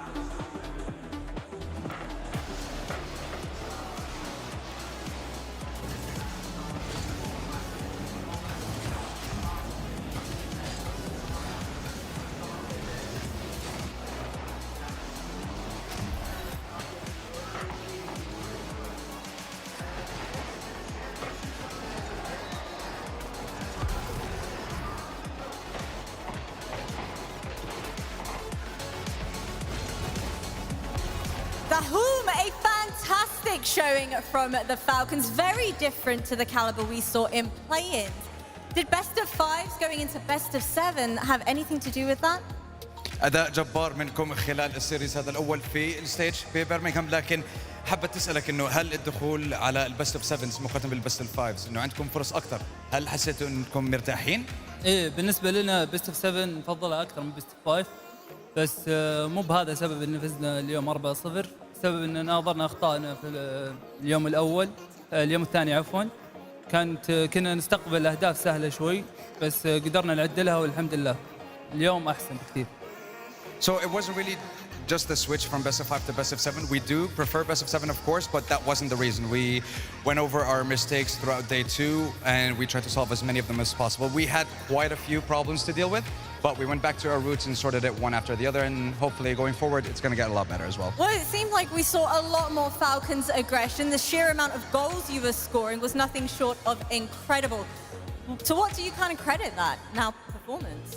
بتقدر تحكينا على الاداء اللي قدمتوه خلال هالمرحله، لانه يعني شفنا فرق شاسع بين الاداء حاليا واليوم الثاني من البلاي اوفز، فايش تقدر تحكي لنا على سبب هذا الاداء الجبار خلال هاي المرحله؟ زي ما قلت لك قبل شوي عدلنا خطأنا مع وجود الجماهير والحماس والاجواء هذه دائما تعطينا دافع ان نطلع احسن ما عندنا. I want to say it's like I mentioned, the combination of fixing our mistakes and also, being here, having the crowd around us, feeling the electric energy in the crowd, that gives us a little boost of confidence as well, and that definitely helps us play a lot better on the stage. Well, you guys went from winning FIFA E into now, walking away with your first playoffs victory here in Birmingham. What was it about that hurdle with FIFA E? Once that barrier broke, now it seems like you guys are unstoppable. What was that the missing puzzle piece? بخصوص حصولكم على لقب الفيفا اير وورلد كاب قبل فتره بسيطه، فوزكم في هاي البطوله، هل حسيتوا انه كسر الحاجز يعني اعطاكم قوه، اعطاكم ثقه بنفسكم، لانه دائما كنتوا تمروا بهاي المشاكل قبل هيك، فايش تقدر تحكي لنا عنه؟ ايه طبعا فوزنا ببطوله فيفا هي اعطتنا حافز وثقه اكبر في البلاي اوفز، بس الى الحين ما سوينا شيء، احنا ناخذها خطوه بخطوه، وبكره قدامنا يوم طويل وصعب، وباذن الله البطوله من نصيبنا باذن الله. I want to say, yeah, definitely, for sure. Winning the FIFA World Cup definitely broke that barrier because we've struggled with it time and time again. But this time around, it's going to be different, and we're going to take it one step at a time. We haven't done anything yet. This is only the beginning. Well, my final question for you is, I've been hearing some Falcons fans in the crowd. Is there anything you want to say to the fans that have been here amongst all of us, and also everybody that's been cheering you on from home? اي شيء حابب تحكيه للمتابعين مشجعين فالكونز اللي بالارينا او حتى اللي عم بيشجعوك في بيوتهم وبيتابعوا البثوث؟ دائما المشجعين الكلمات ما توصف قديش يساعدونا ويحفزونا ان نعطي كل ما عندنا، ابيهم يكملون يدعمونا ويشجعونا، باذن الله نسعدهم في الايام الجايه باذن الله. I want to say, without their support, without them having our backs and cheering us on throughout the tournament, we wouldn't be able to reach the levels that we have reached so far. So thank you for your support, and hopefully, if you keep supporting us, we'll do even better and better throughout the tournament. And again, this is only the start. You heard it here first, Birmingham. Keep giving them your energy. Congratulations again to the Falcons. Desk, how are those predictions looking? The fastest offense in Rocket League broke the sound barrier as they sent Cinderella home. GK's story ends here. The Falcons are through to Championship Sunday. Boo! Yeah, we all wanted them to keep going. Listen, GK, they had to go home right there, man. Falcons, they played great. They played clean, and they were actually the team that was taking advantage of GK, just leaving the mid open and just allowing themselves to be counterattacked. And my champion pick, they're starting to heat up. We got to watch out on that final day. Falcons looking strong, but it felt like we saw only yesterday as well, conservative defense as a third man, and it just killed them here. It just felt like Falcons were too much on offense, where you can't play that conservative defense. You have to get in the face of Falcons, and basically they had no answer for it. Yeah, I mean, this is not the sort of performance I'm going to expect to see from Falcons tomorrow. They're not going to be playing that way. They are going to need to get their usual style back in order. But you play who's in front of you. And when GK are offering you that many opportunities just to counterattack and hit the long ball, you take it. You're not going to go, oh, well, actually, we usually do it this way. No, thank you. No, thank you, indeed. Listen, GK, they have to play a little bit better. Oli, I definitely expect better from him on the defensive end. I hope he goes back, watches his tape, and realizes that he could have been played a little more disciplined and also a little bit more, I would say, opportunistic on defense. I've seen it a couple times, like, this is Joya right here, right? So I may have talked about the whole team where even Joya right there hesitated and left Archie back. Yeah. But if Joya just came in with confidence and speed, that wouldn't allow Archie didn't get bumped. Even right here, Oli, you want to push up. Maybe that's not the best touch by Archie, but if you're going to push up that far, you got to at least try to make a play. Because if you don't, then Falcons are coming to hunt. And once they start hunting, they're going to hit you. Even right here. Take your time, Oli. Don't get rushed. He's waiting for the mistake. Little mistakes like that, they cost the series, and now GK, the Cinderella run, as Wave eloquently put, is over. 20 goals to 8. That was 20 goals in 4 games is an absurd rate of goal scoring. They scored 20 times? No, I don't remember that, man. I don't remember. Wait, how many of those shots were taken from their own side of the field? I know, that's the stat I want to know. It was a lot. It was a lot. Well, Stumpy is standing by. There was a critical moment where one of those games went to overtime. Stumpy is going to break it down for us.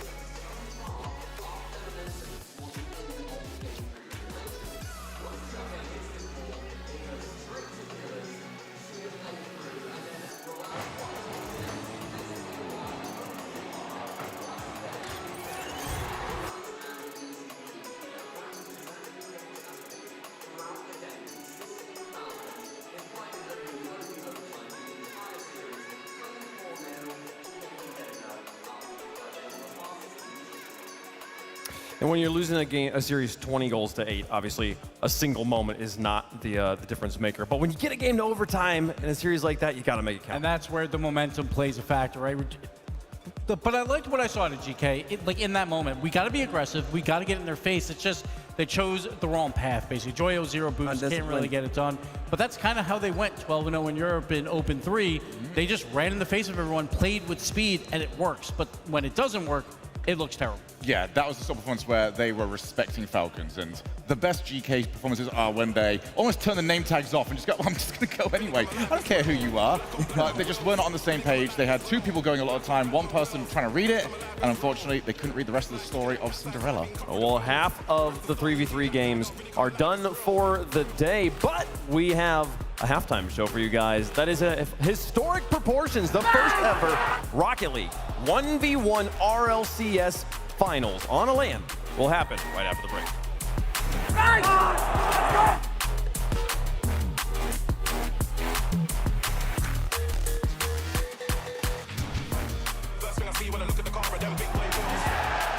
Brought to you by Progressive Insurance. Progressive makes bundling easy and affordable. Get a multi-policy discount by combining your car, home, motorcycle, commercial auto, and more.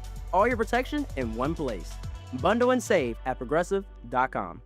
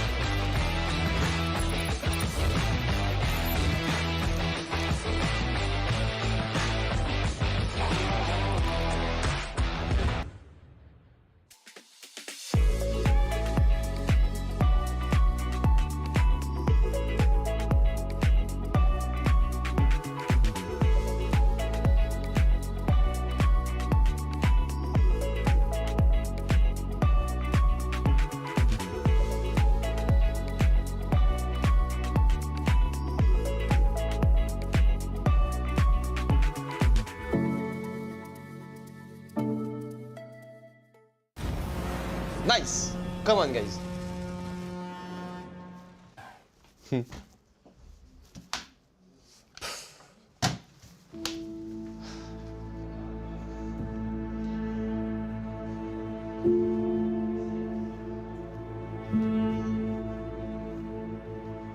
Let's go, Moxie!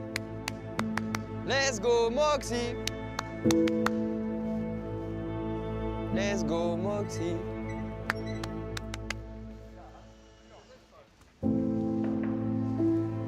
Let's go, Moxie!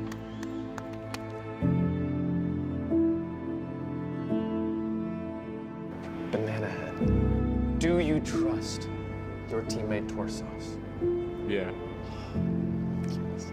Fall into him and be reborn. Yes. Yes. Well done. Well done.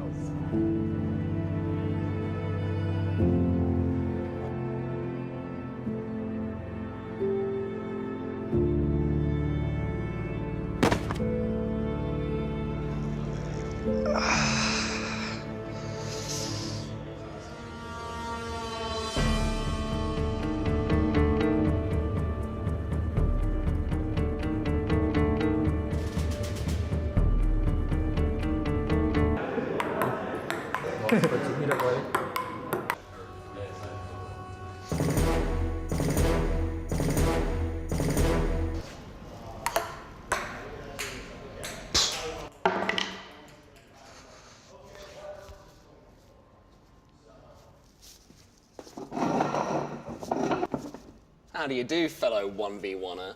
Me and Stumpy over there were wondering if you wanted to play with us, because we're LF Third, which means that we're in the market for a new friend. Nah, let me think about that. You know what? Nah, I'll do it alone. Sorry.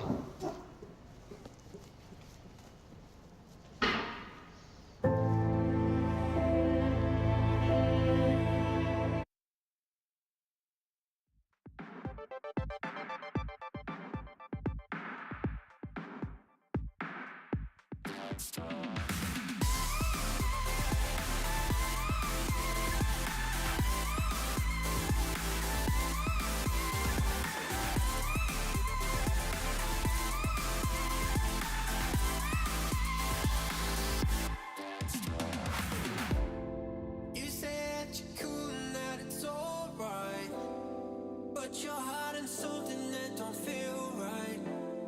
You know life is better when we just talk, when we just talk. Let's talk. Baby, I'm not Potter, I got language. I ain't got no time to sit here angry.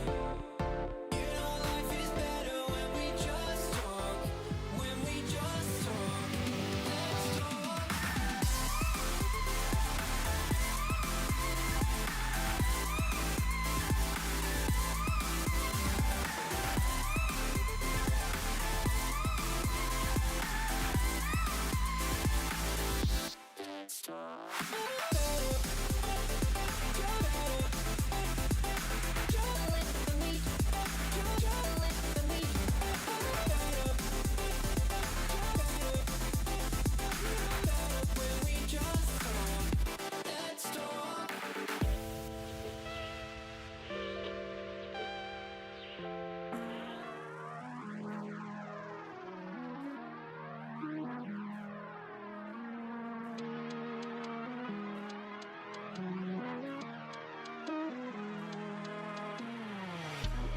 First thing I see when I look at the car are them big boy wheels.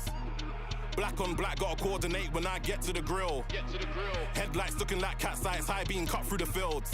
Press the start when you hear that tiger really come alive, it's real. Open sesame, keyless sky. Jump in, fling on my belt, then drive. Body kit with a wide arch on the side. Nothing but W's, this thing's wide. Takes off like a G6, then glides. Reds in the red, even when the light's red. Nobody ain't got a track with this vibe. Rear wheel drive just so I can slide. Stay focused, slow mo. Got these moves out of Tokyo drift. All on cam so there ain't no miss. We'll be riding low so the car don't flip. I take corners better than stick. I don't work, but who said I don't shift? Paddles in the back, or we can do stick. Even in the moon, my car would stick. First thing I see when I look at the car are them big boy wheels. Black on black, gotta coordinate when I get to the grill. Headlights looking like cat's eyes, high being cut through the fields. Press the start when you hear that tiger really come alive, it's real. 99 octane, I got the juice. I got goals to reach, let me loose. I got horns I can lock with a moose. Every time I turn, I just get a boost. Wheel spinning, rubber spilling, way ahead, boy, I'm proper chilling. If I tried, I'd pop a piston. You don't know what you're doing, you should probably listen. I'm really that guy, spinning that wide, give me targets, I'll hit him with the backside. Whoa, better move when the backslides. Go wheel to wheel, 2 cars, that's high. And we can keep going all night. We can go 2 wheels, we can even do bikes. Stop for the feds, psych. Left and right, car swings like mine. First thing I see when I look at the car are them big boy wheels. Black on black, gotta coordinate when I get to the grill. Headlights looking like cat's eyes, high being cut through the fields. Press the start when you hear that tiger really come alive, it's real. First thing I see when I look at the car are them big boy wheels. Black on black, gotta coordinate when I get to the grill. Headlights looking like cat's eyes, high being cut through fields. Press the start, you hear it really come alive, it's real. Black on black, my wheels really come alive, it's real. Black on black, my wheels really come alive, it's real. Headlights looking like cat's eyes, high being cut through the fields. Press the start, you hear that tiger really come alive, it's real.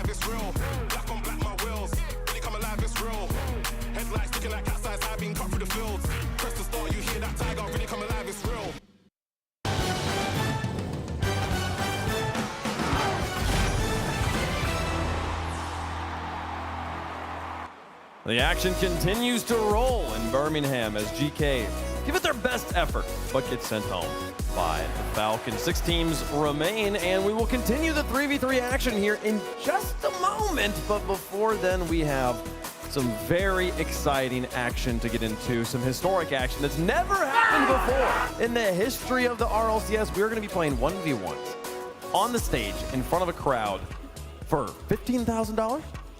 Yeah, I believe, yeah. And a spot at the World Championship? Yeah, I mean, come on, get out of town. Yeah, yeah. First place gets 15,000. Second place gets 5,000. And if you win that, you go to Lyon to play for the grand final against the winner of the Mina. We got Sam here. And then you get even more. $35,000 at the World. If you win first place, I think after all the first place finishes you get about 50 bands. I think that's about where you're at. It's going to be incredible. This is the schedule for the day, so we're not done with the 3v3 action. If you're waiting to see Karmine Corp play, you're going to have to wait a little bit longer. We're going to play this 1v1. We're going to play Vitality versus the Ultimates, which should also be an excellent matchup. But then we'll see Karmine Corp versus NRG, possibly a preview of the grand finals. Who knows? I don't write the script, Gibbs. But before that, we got to play some 1v1s. CJ. Yes. As a former player, what does it mean to see RLCS expanding like this? Oh, this is so nerve-wracking. I could not do this 1v1. I mean, you could at least blame your teammates. You know, teammates, you could blame someone else. There's no one to blame out there. No Rizzo to blame? Exactly. There's no Rizzo to blame. No Rizzo to blame. This is massive. You know, 1v1s have been, you know, obviously Johnny Boy as well. Hopefully, I'm sure he'll talk about it later on. Maybe he'll cast, who knows. But this is huge. This is a big one, folks. So let's not waste any more time. Let's begin the 1v1 finals in Birmingham. Introducing first on the blue side, the European champion, holder of the highest ever solos MMR at 1891, hailing from France, Moxie!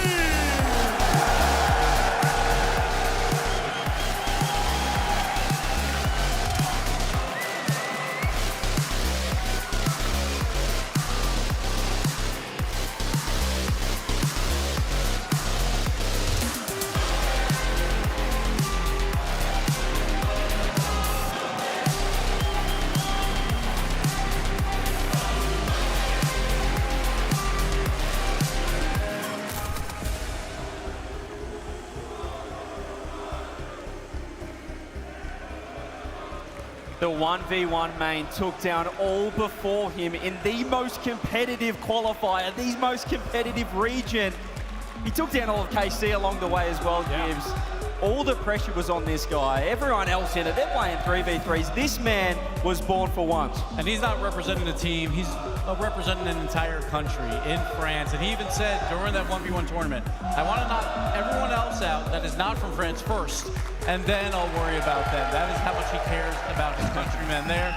And he did so beautifully. This is the thing he has built his career around, the 1v1, and now it's paying off. When he walked out there, I mean, that background, we've been putting up team logos and stuff on it, but the tri-bar of France, the blue, the white, and the red, so strong. But he has a challenger on the other side, this one representing South America. And his opponent, representing South America, he is the South American champion and two-time Sam MVP from Brazil.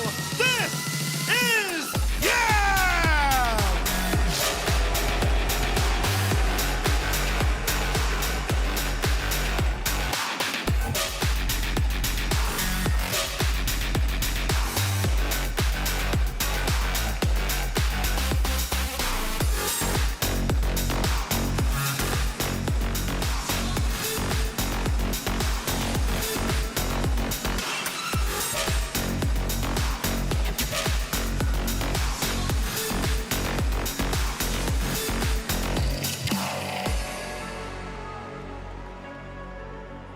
And we talk about Yan on land. He is so incredibly clutch. He was clutch through the South America 1v1 playoff bracket as well. He had to go through the lower bracket and did so wonderfully. 4-0, 4-1, 4-1, 4-1. Dominated his way through. When it matters the most, that is when Yan performs.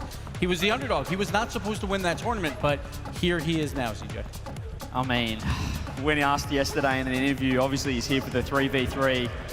He said, I'm coming for you, Moxie. I'm coming for you. This guy is a stone-cold killer on land. We know that in front of the crowd. He elevates his game, T-Bates. He's got to do it again after, well, just playing some threes. It is, and listen, he's coming off a good W early. He didn't have to do much, honestly. Just had to play his own game, just keep everything in check. A loss, the birthday boy took over, but now it's just Yan by himself, and he's going against Moxie in the crowd. And then, listen, let me tell you something, because I'm just getting kind of energized. There's something nice about watching one person walk up, go around it, and then sit in the middle. You kind of just want them, honestly. Sat right next to each other. Get even closer, get comfortable. Yeah, give me that, but like right next to each other. I want them right in each other's face. You versus me, mano v mano, nobody else to blame. And there's two stylistic differences between the two. Moxie's going to play way more grounded. He's much more polished. One player in his own right. Yan is going to bring his aerial prowess up into this match right here. It's going to be good to watch. This is going to be fun. We always talk about the island that it is up there. And that was for 3v3 with a coach and all that. Now it's just you. No coach, no teammates. Mano y mano. Every mistake is yours, and every triumph is also yours. It's going to be great. And this is Moxie's first time in front of a crowd like this. He's played in some local lands back in France, but this is a different beast. You know, players talk about it. Once you get to the crowd, we've seen today already the difference in gameplay between offline, sitting backstage, and coming out here in front of all the fans. Absolutely. Chat, let us know who you think is going to win the progressive fan vote. Hashtag MAW for Moxie. Hashtag YAN for Yan. And going back to just the difference on that stage, I mean, CJ, you didn't ever have experience being up there by yourself, but like, the mental of like when you start to get tilted, not having somebody to talk to, like how do you stay out of that? How do you stay out of your own head? It's insane. I mean, just going to a different setup. You know, we talk about feeling heavy, feeling slow, and that can creep in when you don't have a coach, when you don't have teammates to get around you. I mean, the only thing that I could say is Yan's been in this situation before. He played in a show match at the World Champs a couple of years ago. That's true. So perhaps he has that, and I think he won that match as well. So. Yeah, they didn't have no stakes. No stakes. This is different, though. This is Moxie. He has been prepping. He's been here all week scrimming backstage with his own setup. He's ready to go. I will say there's an added element to this match right here. Moxie knows the World Championship is in Lyon. Yeah. And there's going to be more pressure on one of these two players. It's on Moxie. not only is he the 1v1 main, but it's the championship. He knows that the whole entire French crowd is going to get up and they're going to get loud in the words of Waypoint in Lyon in September. And I feel like we're always, if you're a longtime RLCS viewer, you're used to like seeing like an event like the first major being like, okay, things happen here, you earn points, but there's a whole nother event later where they could like find another way in. This is the only opportunity for a French player to represent France at the French World Championship in 1v1s. They will be playing against someone from somewhere else no matter what. And that's the thing, because it's polar opposites. On the field, Moxie has the edge, right? He's the 1v1 main. He's been practicing all week for 1v1. Yan, practicing for 3v3. I did. That was a nice ground. He's been practicing for 3v3, not really worrying too much about the 1v1, but all the pressure is on Moxie. And if he hits shots like that, watch out, yeah. But it's about the pressure. He can hit that in free play right now, but once the games begin and the lights go dim, it's a different beast. We know Yan can perform in that setting. Can Moxie? There's only one way for us to find out, CJ. There is, and the fact that it's just one best of 7, this isn't the tournament, this is one and done. Yan has the warm-up. It's not 1v1. He's got the 3v3 warm-up. He's played in front of the crowd.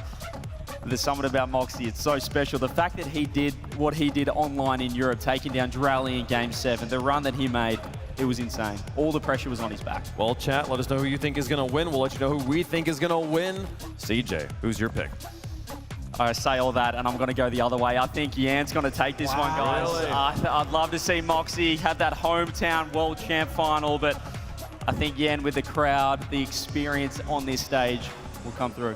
I don't want booze anymore. I'm going Moxie all the way. He's the kickoff specialist. He's the 1v1 specialist. I think this is going to be a blowout. Moxie is ready for this. Blowout. I'm saying one game for Yan. Important to remind He want to get out of here fast, man. He's like Charles Barkley. He always saying, I got to get out of here. Hey, CJ. Yeah. Hey, dab me up, baby. Hey. I lie, bro. Of course I'm going to go with Moxie right here, man. Of course I'm going to go with Moxie right here, bro. It's a little rude. It's a little rude there. It is important to remind everybody at home also this is a best of 7. The players are allowed to forfeit a game if they wish. They can end the game prematurely and just move on to the next game. It's a difference between 1v1 and 3v3 rules. They also have a timeout they can use, and they will oftentimes use it even after winning games just for different circumstances. As far as predictions go, I agree with CJ. I've been thinking about this the entire time. Oh, y'all can dap each other up then. My arms are long. They're not that long, though, here. Listen, being the environment, knowing how to play Rocket League and knowing how to play a tournament, knowing how to play as the circumstances, 2 different skill sets. One has that skill set. The other might be great at it, and we might find out, but we don't know. Well, there's no coin this time. Why don't you pull the Birmingham major crowd, see who they want to win? Birmingham, if you would like to see Yan win this game, make some noise. Okay. Birmingham, if you want to see Moxie win and represent France at the World Championship, make some noise! That sounds about a 4-to-1 ratio. Yeah. Oh, that's about that. Of course, It you got absolutely 4-1 does. ratio right Very, here. very clearly the favorite here. It's just so funny because I'm sitting here like going through my normal like. I feel bad. Oh, thanks. There we go. Some redemption here. I'm trying to think through like what are going to be the biggest factors when it comes to a 1v1 situation. There's so many questions I usually ask for 3v3s that aren't relevant here. Like, who's the matchup and stuff like that, It all begins on kickoffs, and Moxie is one of the best at it. So watch out for him. Moxie, 72%. He's the favorite in every way, but the players are ready. They have given us the green light. It's time to begin the 1v1 final in Birmingham. Rocket League fans, today we make history. One man today will earn passage to Lyon, to the Rocket League World Championship, to compete in the first ever 1v1 Worlds Final. Our 2 competitors have emerged from a field of thousands. Moxie dismantled the blue wall on his path to glory. Yan survived the lower bracket to claim the title of South America's champion. Only one can advance to the historic final in Lyon. The road to Worlds runs through Birmingham. Fire up and let's roll!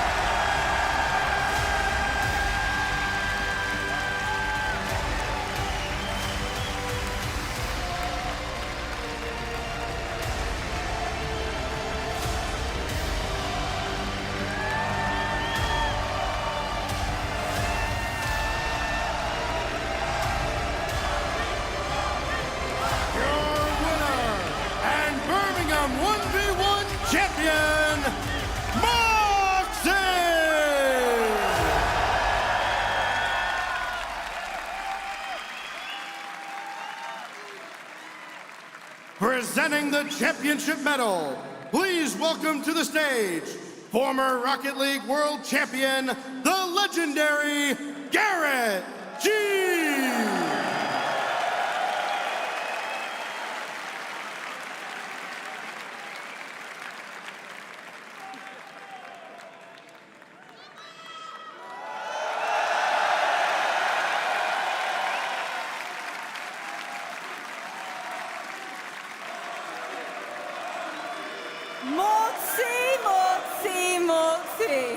Moxie, I know tensions are high. I know emotions are high. I gotta ask you, the feeling right now, I can see you're shaking. What are the emotions going through you? I mean, like, I started to shake so much in the end of the match because I thought I'm gonna lose. I was scared to win because I told myself it's not possible, like, I can't do it, but yeah, I can do it. And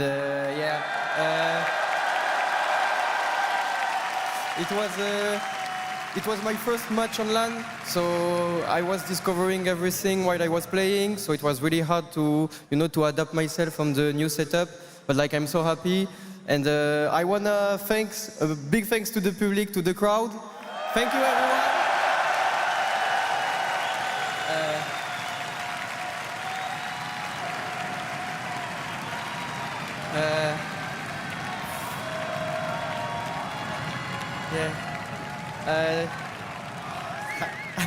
I can't. I mean, like, I can't even talk.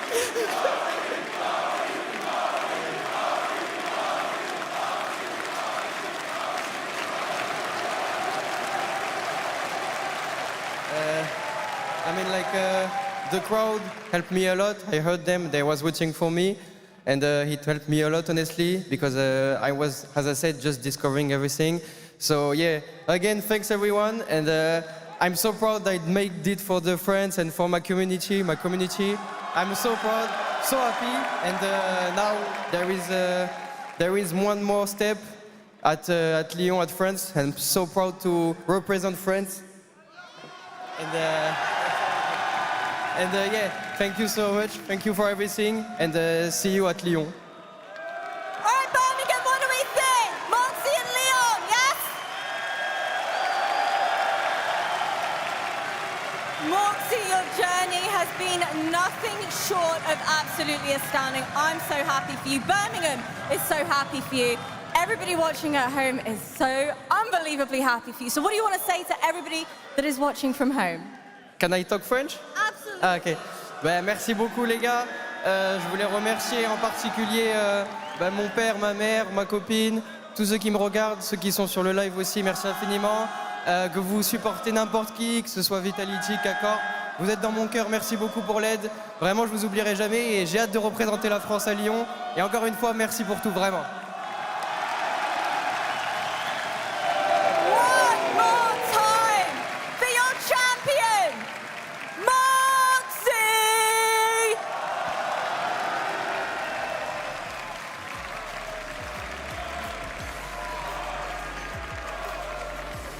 Of course, it goes to Game 7.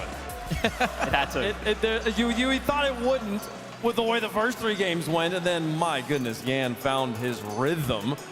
And it sounded like, just hearing from that interview, CJ, that being on the stage was a genuine hurdle for Moxie to overcome. I mean, you just saw LAN experience versus 1v1 experience, and it was a clash. We saw Moxie really take a stranglehold early, but you saw the pressure. Yan just gets one game, and he started to crumble Moxie, but he found something in that final game. And we know that momentum in threes is a big deal. It's way bigger in ones, as we just saw in that match. Again, Game 4 goes to Yan. Yan is slowly figuring out this match. Yan was just insta-challenging those last 3 games. And even in Game 6, I believe, Yan was starting to win a lot more kickoffs.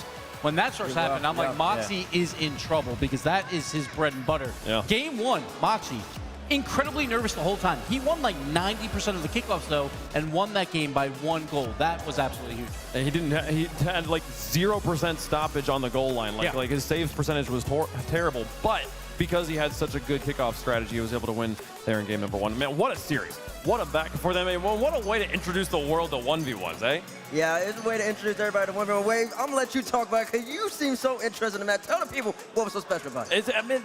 This is the Rocket League equivalent of fighting games. I love, there's things I love about the FGC. There's some brilliant sides to that part of the esports community, and getting to see take like that, this idea of one person versus another person, no one there to help you. It's only on your back. It's all about any game that is 1v1 like that does kind of come down to a chess match at some point. And to see the back and forth of the different strategies that came out with the kickoffs, with the bumps, not going for the bumps, you know, it was just beautiful. Yeah, we saw a clear clash of play styles as well. Moxie, I mean, the kickoffs were ridiculous. His wave dash kickoff was on songing. I think in Game 7, that saved him. Yeah. Whereas Yan, a bit more flair, a bit more of the 3v3 aerial plays that, you know, obviously riskier. Yeah, we saw the aerial plays by Yan, but Moxie early on, he was down 3 goals in game 1, kept winning kickoff after kickoff. I think he made 2 defensive plays to gain possession in that game 1, won that, and then it looked like it was all him. He started to blow out Yan, and you're worried, all right, like, is this just going to be a 4-0 snooze fest? But Yan finally found the form, and Yan in the air was absolutely phenomenal. Yeah. So many flip reset goals that looked fantastic. Moxie rarely did that. He scored maybe 1 or 2 flip reset goals. Yan, though, anytime he had that opportunity, he made those high-risk plays count. He made all the high-risk plays count. And listen, once we got the Game 5, Game 6, Moxie, if you're watching this camera, he started huffing and puffing. It was deep breath, because he knew he didn't want to lose these matchups. And you know what he started doing? He started going for his patent. They're not showing highlight for some reason. How he got through his whole highlight package? But I was showing one of the man's many goals they went for every single time. Where's the air triple bump play? Well, I mean, when the pressure's on, you have to go back to, you know, what can you rely on? And for Moxie, the wave dash kickoff saved him with the mechanics. That and the air dribble bump. There we go. The air dribble bumps were crazy. That saved him, and yeah, it's a smart play. Yeah, just being a better ones player. He's just more technically, if you want to talk about 1v1, how to show somebody how to play 1v1 effectively, you're going to want to show a Moxie replay. But it was funny because every goal he scored, like in that final game, like he just was like, thank God that went in. Yeah. Because it was like every single time he's like, I cannot lose this, but I'm so nervous. I can't go for my consistent plays. So he went for a lot of fakes, and it did bite Yan a couple of times there. Think of how good Moxie is. That with that amount of pressure, and to the point that in Game 7, he's like, please just go in, please just go in. Right? Like, that amount of pressure's on. Imagine this man when he doesn't have this pressure on him. He's going to be untouchable. When was he not going to have the pressure?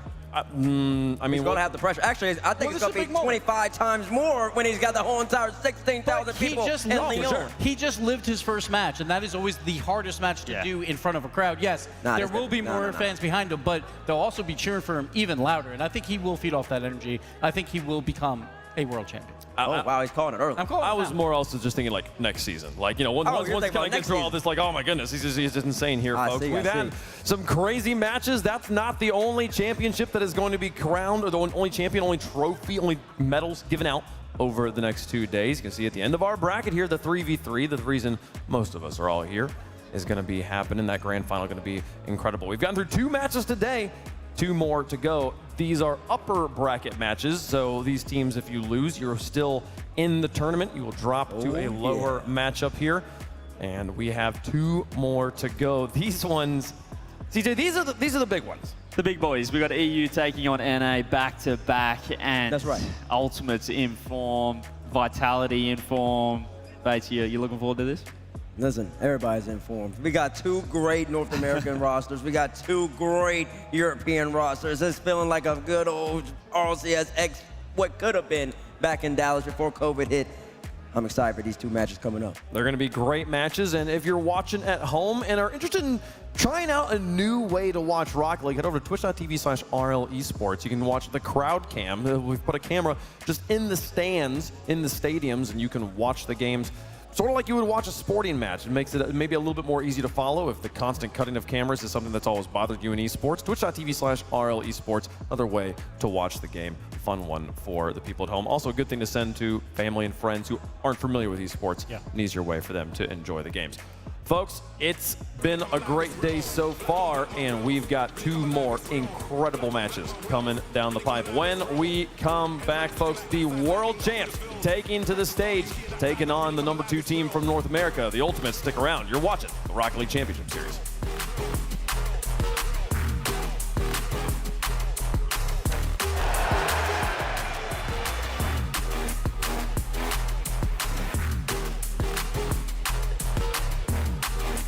to you by Progressive Insurance. Progressive makes bundling easy and affordable. Get a multi-policy discount by combining your car, home, motorcycle, commercial auto, and more. All your protection in one place.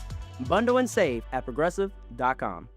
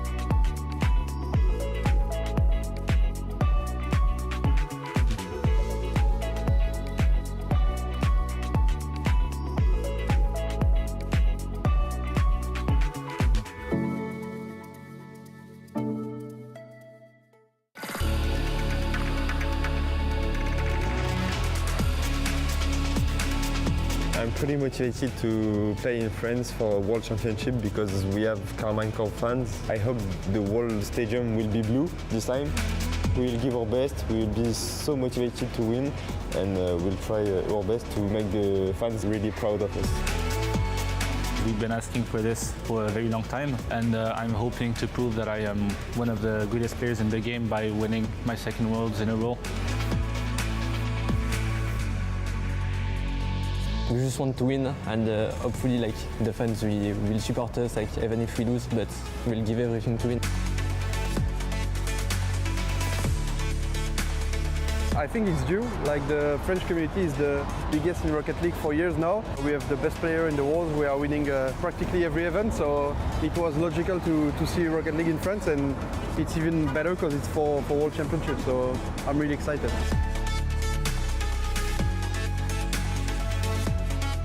Thanks to all the fans to be there and to support us every day.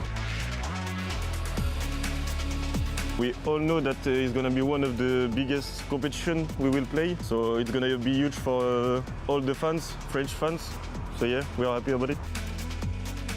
It's the biggest event. We want to win because we're representing our country, so we are going to fight for winning this trophy. We have the best player in Rocket League, and we have the biggest fan base. It feels amazing to have a lot of support fans and messaging. The road to Lions starts now.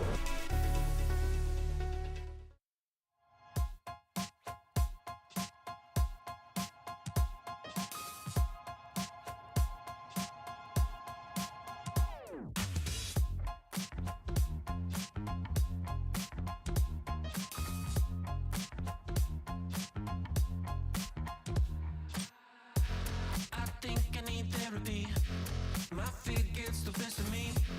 I can't seem to understand how you do this to me. You've been running in circles inside my head. Wasn't looking for love, but baby, I found you instead.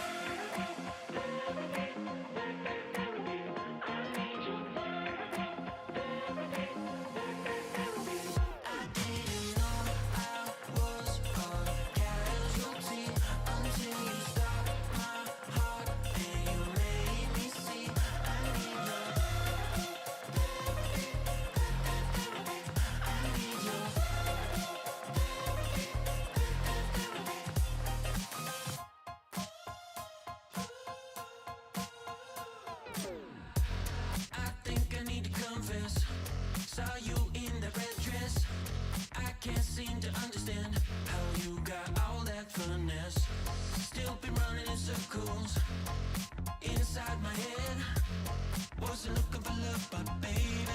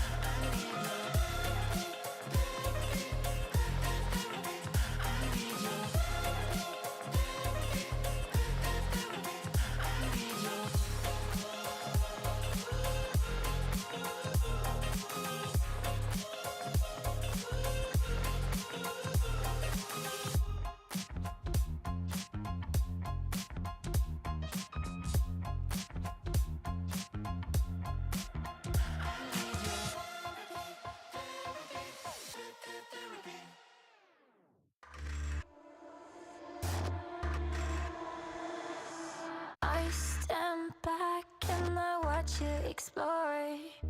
Imperfect visions like I've been here before. Falling faster, I try to ignore. I see you, I see you.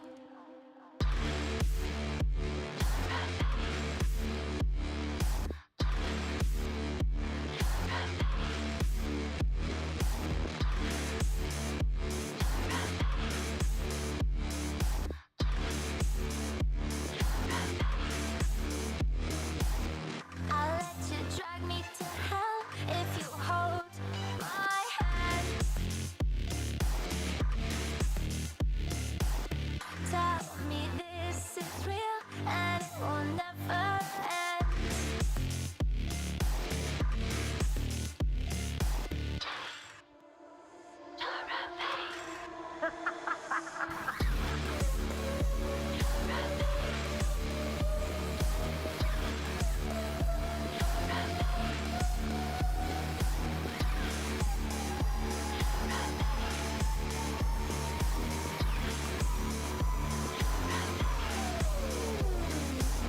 This is not what I came here to find. Memories show that I'm out of time. See a shadow, don't know if it's mine, but I see you, I see you, I see you, I see you.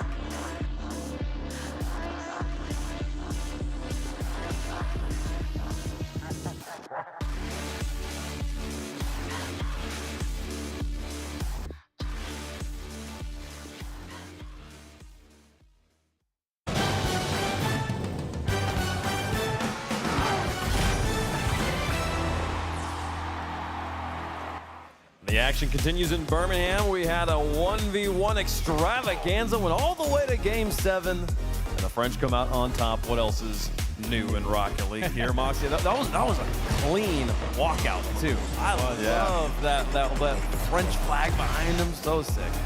Great event. Johnny, you were casting it. How does it feel? Does this feel like a closing of an arc for you?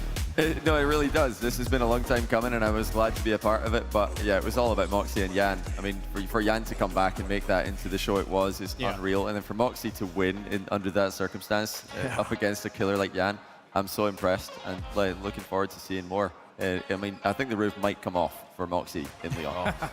Oh my goodness. And we don't even know who's going to be playing yet, Bates.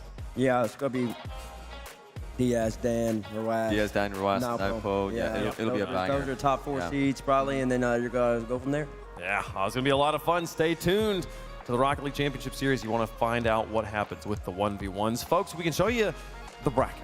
Going back to 3v3 action, we have 2 more matches to play on the day before we close the doors and get ready for Championship Sunday. We've got the lower bracket kind of taken care of, and Carmine Corps and NRG are still warming up, preparing for their title match at the end of the day. So it's time for us to talk about the next one here. The one in between, Vitality, de facto world champions, taking on the Ultimates here, another challenger from North America. I've been meaning to ask you, why do you call them the de facto world champions, but Carmine's also got Drolley?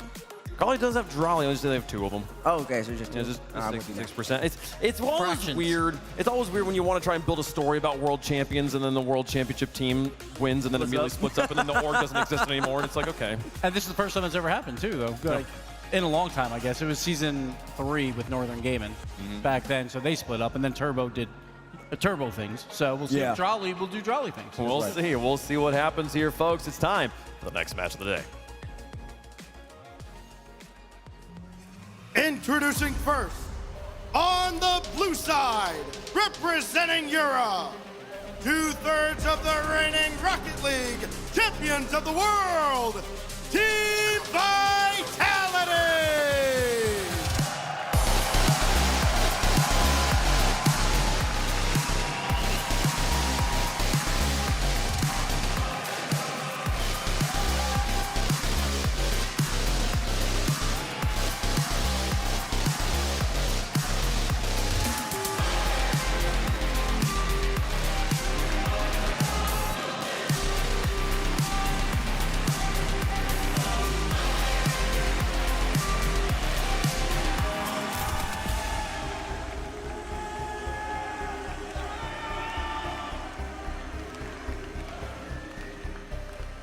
And after one Frenchman is already qualified to the World Championship, here come the full French squad to try and keep the momentum rolling for, right now, the greatest nation in Rocket League.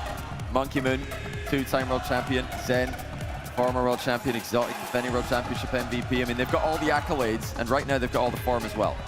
There's only 5 world champion titles here, and this team has 4 of them. That is how good they are. You cannot count them out. Their online split, maybe not perfect, but exotic. Huge goals throughout the Swiss. The hardest road through Swiss to earn the #1 seed through this playoff bracket.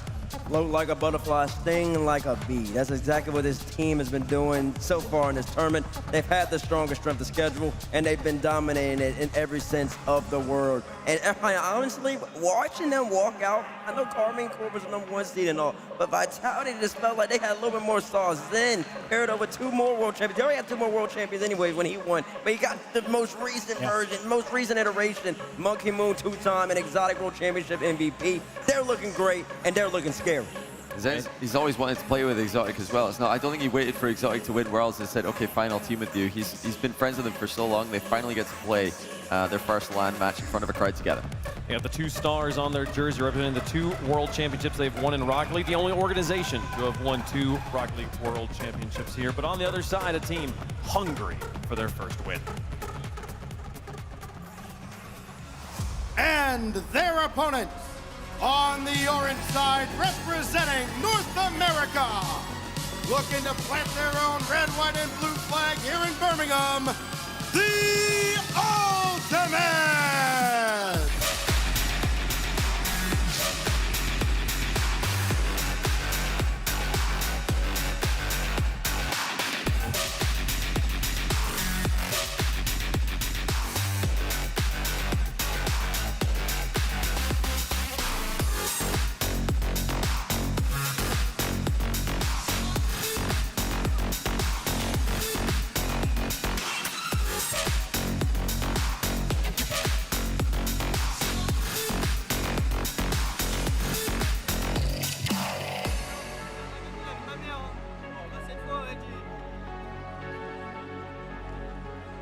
A trio that has consistently been elevating since the beginning of the season all the way back in January. Chronic, FK with the acquisition of LJ. They have proven that they are the clear second best team in North America, and they also shown that they can beat some of the world's best yesterday when they took down the Falcons. Chronic's looking jittery right now. Chronic's he's getting settled in quickly here for the match. I don't think that's going to be a problem once they hit the pitch, because these guys have been, like T-Bit said, they've been making steady improvements, which is what their opponents across the stage have been doing. Both these teams coming into form at the right time, and now, you know, if you look at the schedule, Ultimates have had, they've not lost to another region yet, only lost to NRG. And that has always been their issue, right? They build teams, First Killer builds teams to try and take down Energy. They have not done it, but they are top 4 here, and they can take down international competition. LJ, one of the best players to ever do it, has not won an RLCS event before, including regionals. First Killer, probably the best player to not win a LAN. So these guys are so talented, but they just can't get over that last hump. This is that first hurdle here versus the world champ. Well, Gibbs, I'll tell you this, that's why they went and joined forces. Exactly. They went and joined forces for moments like this. FK couldn't do it without, maybe it's LJ, maybe LJ's just Jordan, or maybe he's Pippen, maybe FK's Jordan. You just gotta get that one more teammate to get you right underneath the hump, and maybe that's exactly what it takes. These 2 players have both at times been considered the best in the world. Zen still, in most people's books, holding that title, Johnny. Yeah, definitely a lot of people, and there's going to be an even stronger argument for him with what's been happening this weekend. Zen is, yeah, he's putting up some crazy numbers. But First Killer, 80% the goal participation. That is what he has always done for the past 4 years, been at the top of NA for numbers. But numbers don't matter, wins matter, and First Killer is still looking for that first title. I mean, this is the thing, like, it's always that final match that gets them. It's the semifinals, and if they successfully somehow win the semifinals, it's the finals that always bites First Killer's rosters here. This isn't the match. This isn't the match I'm worried about the Ultimates in, which does make me genuinely concerned for the Vitality fans. It's possible because both these teams, obviously upper bracket, there's no nerves. The problem is Vitality. They're just a different beast when they play on LAN, and now playing in front of a crowd, Zen is unmatched in that. Monkey Moon, obviously the GOAT. So like Exotic with the MVP. So it is very difficult to pick against Vitality, but there shouldn't be too much pressure on the Ultimates here, and they would love to shock the world. Johnny, I mean, there was an event a few months ago, and Europe #2. Monkey Moon had one of the worst events of his career, and in responding to some flack on Twitter, he said, quote, "I've been destroying everyone for 4 seasons. I'll be back stronger. I don't care what anyone else's opinion is. No one scares me. You'll see why." Have you seen why yet? I have. I mean, Monkey Moon's been locked in. We talk a lot about Zen because he is the star player for the team, but he's a star player for a team full of stars, and Monkey Moon knows how to time his arrival to lands and how to time his peaks. He's been the greatest open era player by a mile. He's right there with K-Dop in terms of greatest of all time for a reason. He knows how to win. And that's something, like T-Bit said, Ultimates are trying to come together to do for the first time. Monkey Moon's been doing it. He's been in that convo since the open era started. Yeah, since the open era started. I will say, though, that of the few people who have actually beaten Monkey Moon, I do believe First Killer was one of them, all the way back in LA. Early on, Original BDS roster. Yeah. Well, even in Stockholm, they got the win on them in Swiss before they lost the event, the hands of NRG at the time. Yep, and that's what started First Killer's he's the international killer. He can actually take out. He's the only person in North America that can actually beat a European, beat a Frenchman. So FK, he's got a resume in that regard, but like you said, JB, he hasn't have a resume in terms of winning. And all three of them, they're all winners. Admittedly, though, Gibbs, that was 3 years ago. Exactly. The last 2 World Championships for First Killer has not gone his way. A last place finish and then a 12th place finish as well. So First Killer is trying to get back up to that mantle, and this is that first step. Back in the top 4, back in the upper bracket, see if he can regain that title of European killer. I mean, when you have a team like NRG coming into the season with just about as perfect a record as you can have without having a World Championship title, and you're the rest of NA looking around going, what do we do? Players like LJ are the people that First Killer look to when he's trying to form that super team to become the #1 team in North America. Now that's the thing, First Killer does not want to carry every match that he's in. He wants someone else to carry once in a while. It's just, will he? Yeah, maybe, we'll see.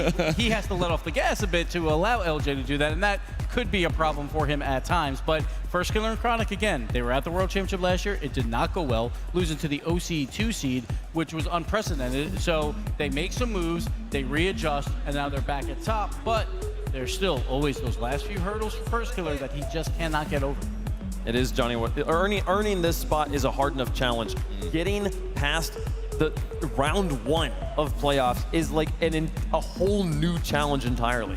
It is, and this is going to be a different challenge for the Ultimates roster. They qualified to this stage by beating Falcons, which is an incredible win. Absolutely. Even, if you watch the match, if you look at it on paper, 3-0, I mean, what a result. That's huge. But the difference here is that Vitality have not been really making unforced errors like Falcons are known to, and like Falcons have been making at even a higher rate than they usually do. Vitality have cleaned up their unforced errors that we saw from them online. Ultimates are going to need to force some mistakes if they want to win the series. Will the counterattacks work against Vitality, folks? Let us know if you think they will in chat, and the progressive fan vote will make our picks up here on the desk as well. Johnny, what do you got? Yeah, I've got Vitality. They look right now for me the in-form team for the whole event. The entire time they've had the strongest strength of schedule, and they've beaten everybody they played against. They beat the team that beat Ultimates. I think they're going to beat Ultimates here as well. They have 4 World Champion titles. I'm going Vitality. Bates? Oh, 4 World Championship 4 total. That's great. That's great. And listen, I think we're in a new era of Rocket League at the moment. I'm gonna go with the Ultimates, man. I like that LJFK duo, and I like Chronic in the back line. I'm going Ultimates. It has not been. It's been a long time since I've been this uncertain picking Vitality, picking Zen, especially when playing against a North American team. But I am going to do it here. I'm going to stick with Vitality on this one. I think they can make it happen. How does the coin feel, though? Ultimates on one side, Vitality on the other.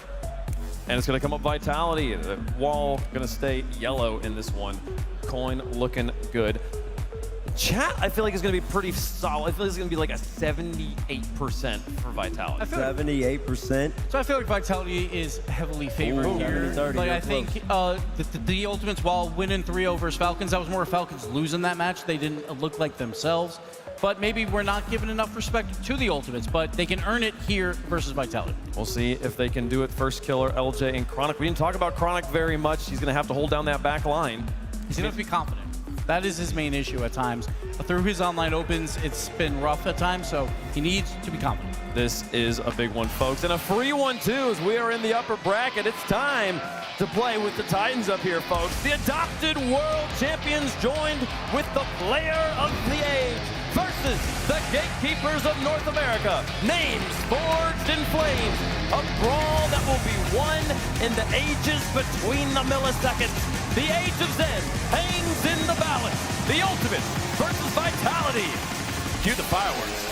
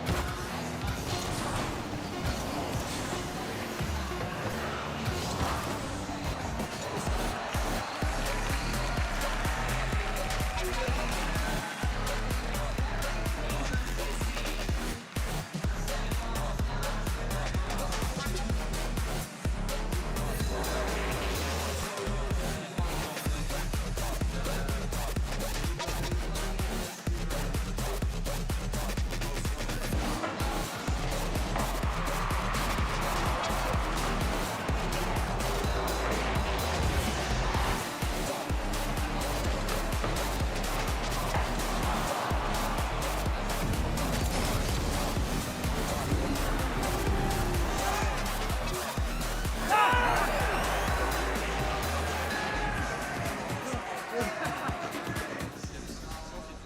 le bon moment et juste aller vers l'avant. Si on va vers l'avant, si on essaie de jouer ensemble, la com elle va suivre. Ça va être compliqué de faire ça. Et juste sur la com, le tour nous a plein de trucs, il est assez risqué à mener dans le combat. Et juste là, à la fin, c'est rien passé pour la game. Vous n'avez pas kiffé, vous n'avez pas kiffé, vous n'avez pas kiffé. Juste donner le feu. Ça va vite. Il y a des moments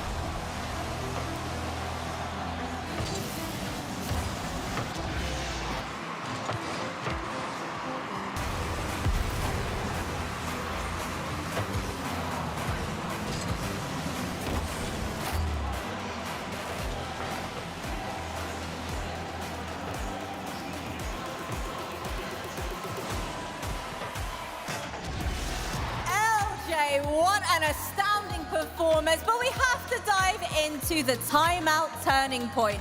What on earth was going on? I mean, we got the best coach in the world, so he's just telling us what to do. We did adjusted really well. We had a good game plan. We just didn't come out strong. He kind of just told us what to do again, reinforced what our game plan was, and it worked pretty well. You gotta tell me, what was the game plan? What did he tell you guys exactly? What did you change? Play like ourselves. I mean, if we play our game, we're the best team in the world, so I think we just did that. You guys were absolutely ruthless. Demos left, right, and center as well, showing vitality, no respect. Both teams number 2 in their respective regions, but what made you boys the better team and the better region today? I mean, we're NA, better region. Well, I don't think Birmingham liked that very much, LJ. For you individually, what was it that you felt that you contributed to the team to give us the result that we have today?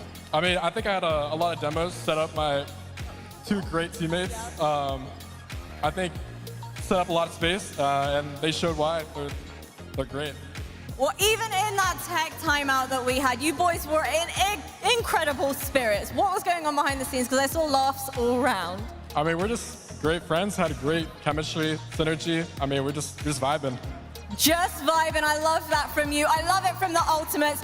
Birmingham, do we love it from them? You might have offended them with that NA on top comment, but what did my desk have to say about that?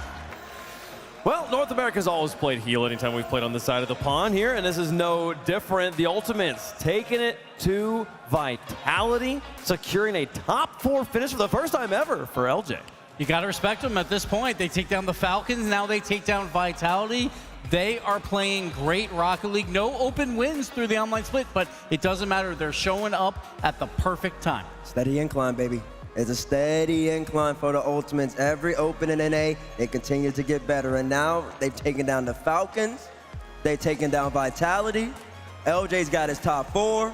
FK, 4th killer's in perfect position right now. Whoa. I think he wants to get a little further than that this time around.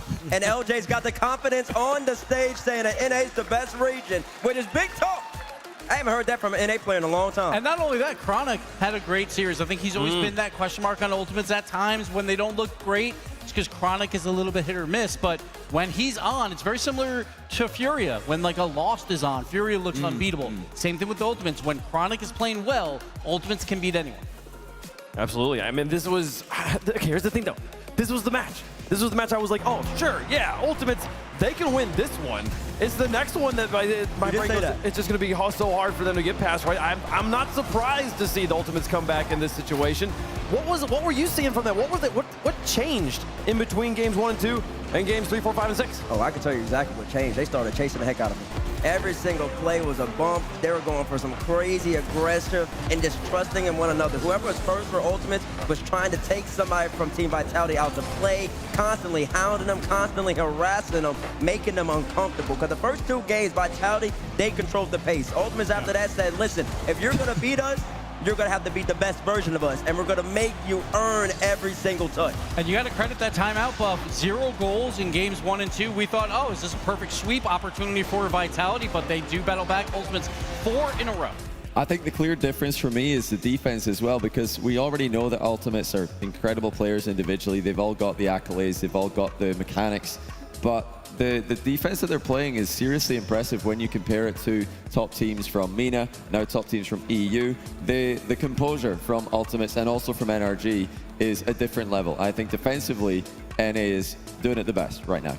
And then it is a little bit of a strange format here, Gibbs, that given that they played in the upper bracket match, they get to top 4, but they now only have 1 life. Yes, they have 1 life, but the reward is the first team into top 4. Vitality will fall to that lower bracket. They have 1 life, but they have to win 1 more match playing against Furia to see if they make it to top 4. 1 round back, essentially. So other side of the bracket as well. And if you don't want to see same region semis, then we need NRG to win as well. So they go on the other side of the bracket from Ultimate. So the winner of NRG versus Karmine Corp will be in that upper semi-final, or the top semi-final, I should say. So yes, the winner of the next match will play the loser, or will play, excuse me, the winner of Furia versus Vitality tomorrow. But Vitality versus Furia again, Bates. They keep finding each other. They keep finding each other. There's different rosters this time around, so I don't know if we're going to see the they always flip the result, don't they? So whatever happens in Swiss, the opposite happens in bracket. So I guess Furia are going top 4. Okay. Oh, and I do want to say that if NRG beats Karmine Corp, there's a chance you could see no EU teams in the top 4. It's possible. I mean, Karmine Corp need to lose to NRG and then Falcons.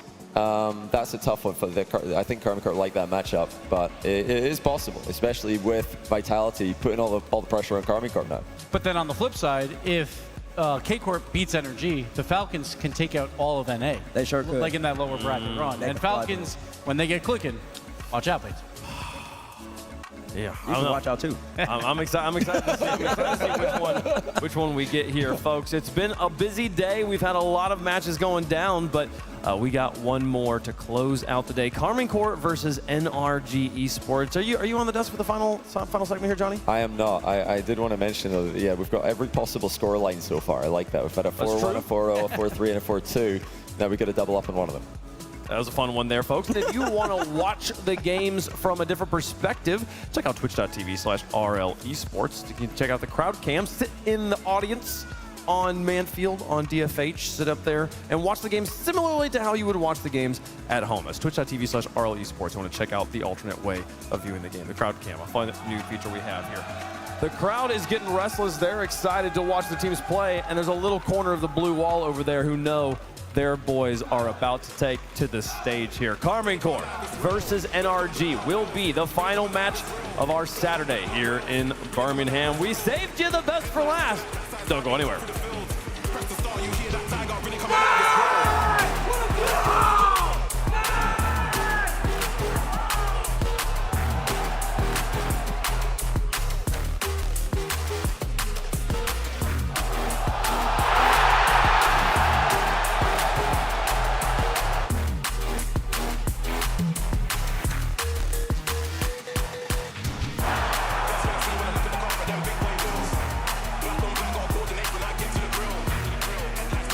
Brought to you by Progressive Insurance. Progressive makes bundling easy and affordable. Get a multi-policy discount by combining your car, home, motorcycle, commercial auto, and more.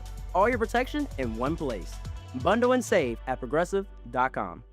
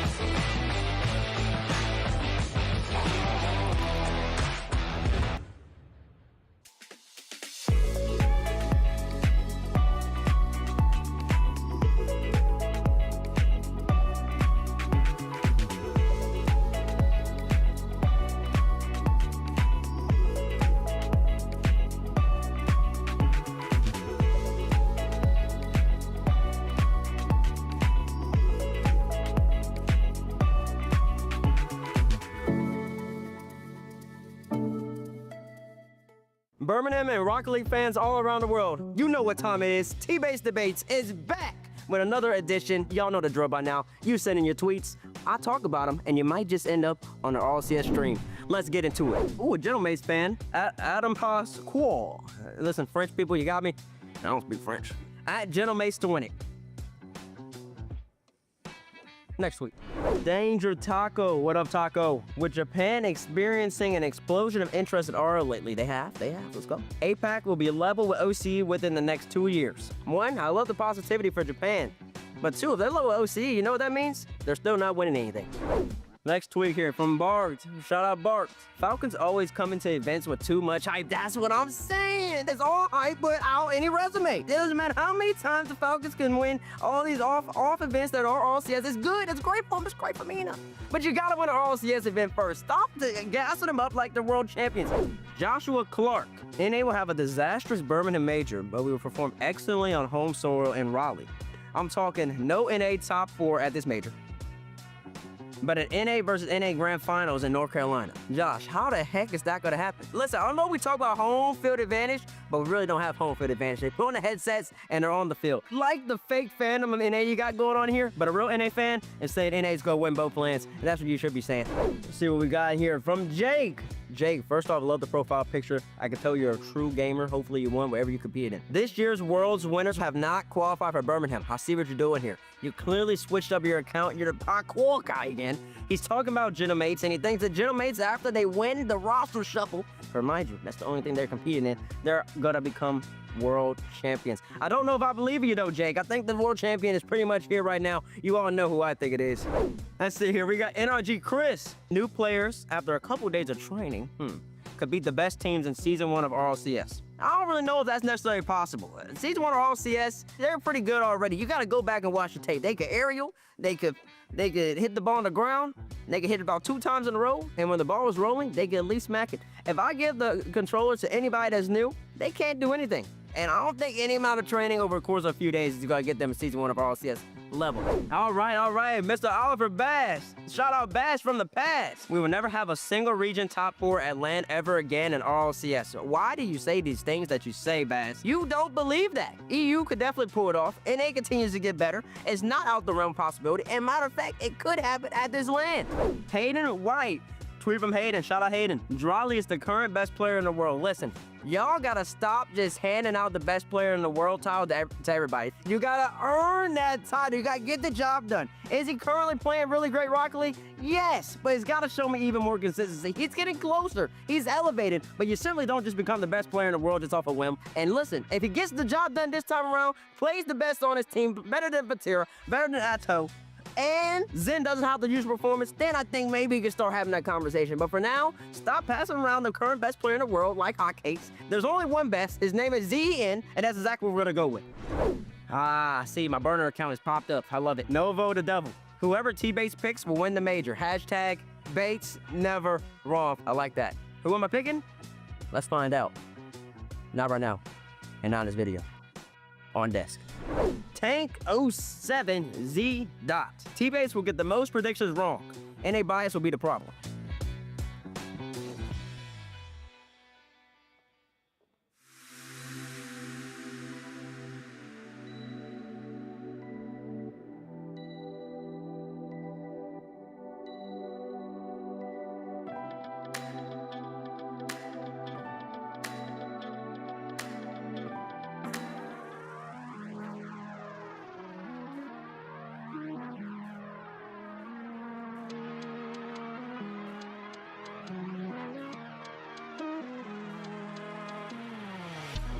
First thing I see when I look at the car are them big boy wheels.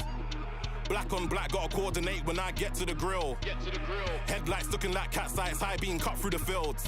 Press the start when you hear that tiger really come alive, it's real. Open sesame, keyless sky. Jump in, fling on my belt, then drive. Body kit with a wide arch on the side. Nothing but W, this thing's wide. Takes off like a G6, then glides. Reds in the red, even when the light's red. Nobody ain't got a track with this vibe. Rear wheel drive just so I can slide. Stay focused, slow mo. Got these moves out of Tokyo drift. All on cam so there ain't no miss. We'll be riding low so the car don't flip. I take corners better than stick. I don't work, but who said I don't shift? Paddles in the back, or we can do stick. Even in the moon, my car would stick. First thing I see when I look at the car are them big boy wheels. Black on black, gotta coordinate when I get to the grill. Headlights looking like cat's eyes, high beam cut through the fields. Press the start when they hear that tiger, really come alive, it's real. 99 octane, I got the juice. I got goals to reach, let me loose. I got horns I can lock with a moose. Every time I turn, I just get a boost. Wheel spinning, rubber spilling, way ahead, boy, I'm proper chilling. If I tried, I'd pop a piston. You don't know what you're doing, you should probably listen. I'm really that guy, spinning that wide, give me targets, I'll hit him with the backside. Whoa, better move when the backslides. Go wheel to wheel, 2 cars, that's high. And we can keep going all night. We can go 2 wheels, we can even do bikes. Stop for the feds, like left and right, car swings like mine. First thing I see when I look at the car are them big boy wheels. Black on black, gotta coordinate when I get to the grill. Headlights looking like cat's eyes, high beam cut through the fields. Press the start when you hear that tiger, really come alive, it's real. First thing I see when I look at the car are them big boy wheels. Black on black, gotta coordinate when I get to the grill. Headlights looking like cat's eyes, high beam cut through fields. Press the start, you hear it, really come alive, it's real. Black on black, my wheels, really come alive, it's real. Black on black, my wheels, really come alive, it's real. Headlights looking like cat's eyes, high beam cut through the fields. Press the start, you hear that tiger, really come alive, it's real.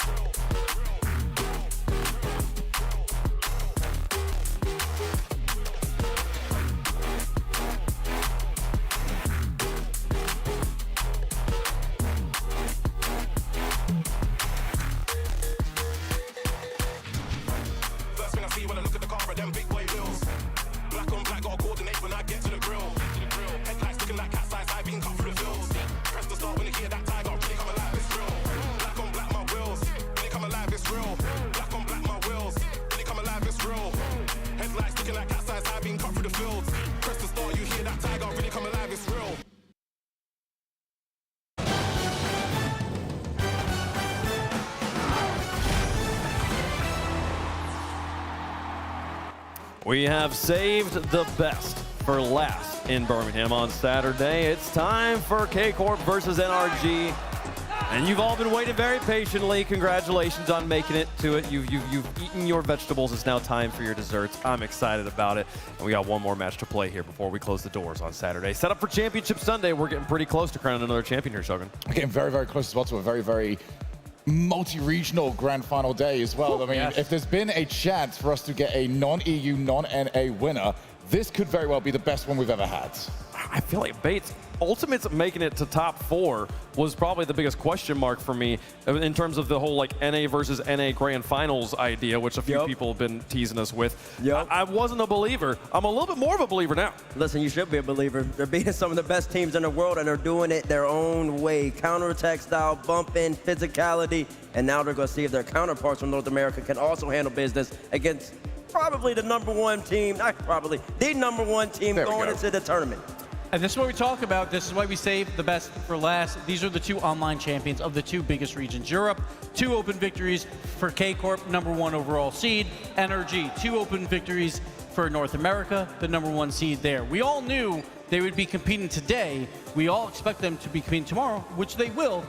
Could be a grand finals rematch or preview. So we'll see how this plays out. I think NRG, I need to see a little bit more out of them, but we could see it here. I wonder what that does for teams' mentals when they think about, like, okay, they're expecting to run into each other in the grand finals, but then they have to play each other the day before with the understanding of neither of them are being eliminated. That the grand final matchup could definitely still happen. I feel like historically, though, it hasn't really made a massive difference. I mean, we already saw this last season when we had BDS against G2, and it was a very, very different final to the way it played out. It was all very, very close, but if finals is a different state of being, you've got to go in there with a completely fresh mentality. So it's usually a bit of a preview as to how teams are playing, but they're in this upper bracket. They're playing good. We know this. They are. Well, they've had a long time to wait today as well. Karmine Corp and NRG, they're getting ready to go right now. We'll get them on the stage as soon as we possibly can, but in the meantime, they've had many hours of being in the building, just playing in their little stations back there, trying to get ready as all of these matches unfolded over the course of the day. All these matches did unfold. Listen, we started off the day with Twisted Minds versus Furia. Furia handled business. TM, they kind of seemed like they lost composure. 2 land stage rookies in front of the crowd kind of messed with them a little bit. Furia came out on top, lost birthday. That was a great story. Oh, absolutely. And We're down to top 6, and it feels like it's always like this, right? There's 2 NA, there's 2 Europe, there's always the MENA champion in Falcons and the SAM champion for Furia. So it's going to be a very exciting final day, but we got to see who has already clinched one of those top 4 spots. Absolutely. Most of the best teams have made it so far. We're excited to watch them play. We've got 2 of the best here. We've saved them for last. Introducing first on the blue side, representing Europe, the #1 seed, Le Blue Wall. This is Carmine Corps.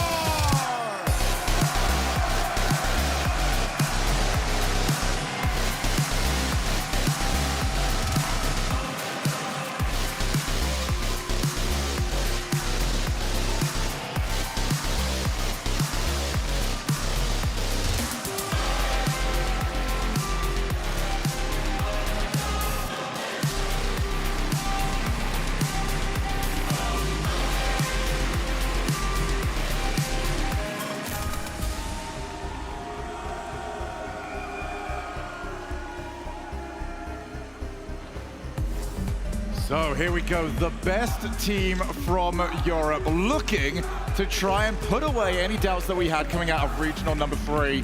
I mean, for the most part, I think those have completely gone away, but this is what this man has waited for. Locked into being a top 4 European team for the longest time.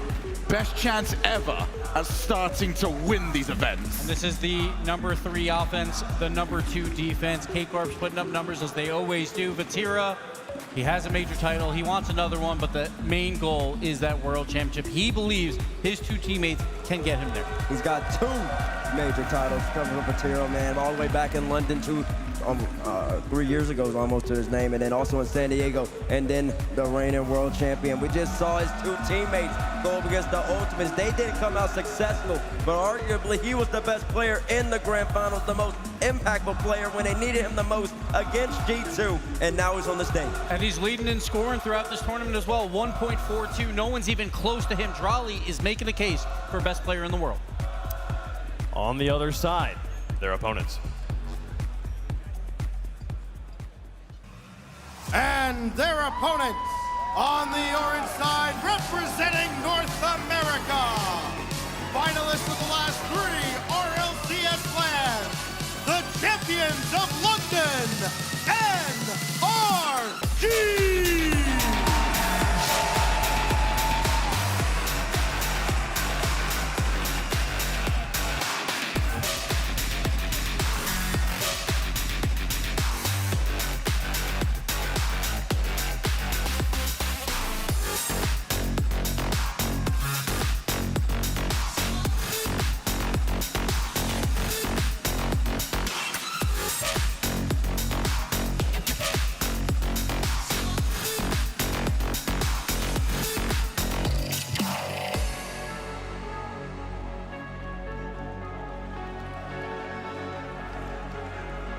And we are back, NRG, back where they are accustomed to being, playing in front of a crowd. Daniel, Beast Mode, and Atomic. The last time, like I said, they went up against Drali with the crowd in the background. They didn't come out successful. This time in a new season, they're looking to start anew, want to continue their land grand finals streak. And if they are going to pull that off, they need to be Carmine. And let's not forget that last year, everyone was saying Beast Mode could be the best player in the world. He's going up against Drali. He wants to be back in that conversation. A win here will put him right back in there. And Atomic, he wants to make up for that world championship miss last year versus Drali. And he's been playing lights out for Energy this whole season long. Critical Massimo, definitely the most undersung hero on the stage, but one of the most legendary players on the stage as well. We were showing those stats for Rise yesterday during the Swiss, showing how high he was ranked in most games played on land, most shots on land as well. Atomic on both of those lists, highly ranked. Listen, he's up there for a reason. If there wasn't a Monkey Moon in the way, you might be talking about Atomic, 2-time world champion. He might be arguably the GOAT of Rocket League. He keeps losing to one man. He stands in his way. And this is a team that is trying to do what no other Rocket League team in history has done, and is to hit that wall, to have that devastating loss, and stick together and come back and win after the fact. We've seen some teams attempt it, they fell apart. We've seen teams win a world championship and still decide we're going to go opposite directions. What are we going to get from them? This is new territory. We talk about best offenses in the world. Well, NRG, the best defense in the world, it feels like no question. Leading 1.25 goals against. The problem is throughout this tournament, they are the 15th best offense. They are not putting goals in. Every single game is a 2-1 or 1-0 game. So NRG needs to get beast mode going to get that offense clicking. There's so many players. I mean, you based in the little segment in between the matches here, you talked about how like we hand around the title of best player in the world a little bit too much, but just being in the conversation at all is an incredibly exclusive club. Both of these players hot in that conversation right now. They've been hot in the conversation. Beast mode for at least the past year. Drawley more recently. And listen, looking at the numbers, Drawley's looking like he's got a really strong case, I'll tell you that much. But the Beast has always been playing well in land and wave. You're exactly correct about one thing, but wrong about another thing. You're correct about the fact that when you're in the conversation, that is a blessing. That is something that is a testament to how great you are. You are wrong about the little segment. It's not a little segment. It's a big segment. It's team-based debates and everybody loves it. My apologies, sir. I wasn't familiar with your game. I mean, there's 4 players. Talk about how great this matchup is, right? This is the title match. This is how, when you drop a match on paper and say, we want to see the best Rocket League, these are the 2 games you play.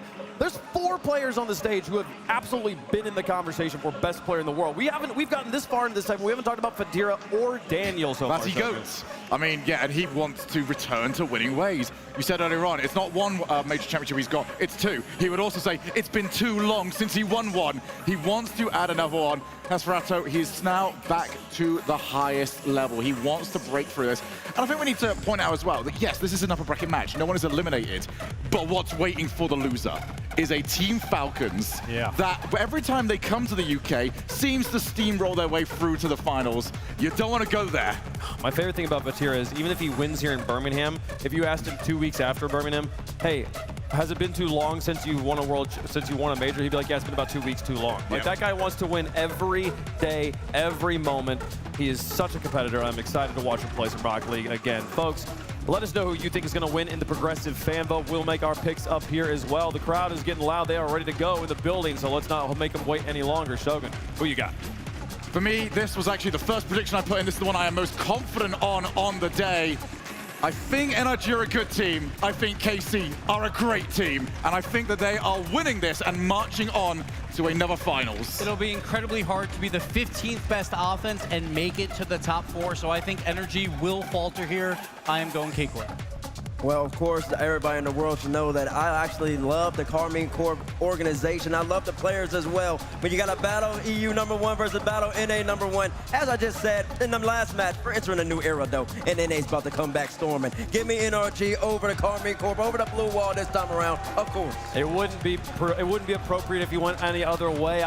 You were confident in this one. I was torn on this one, back and forth.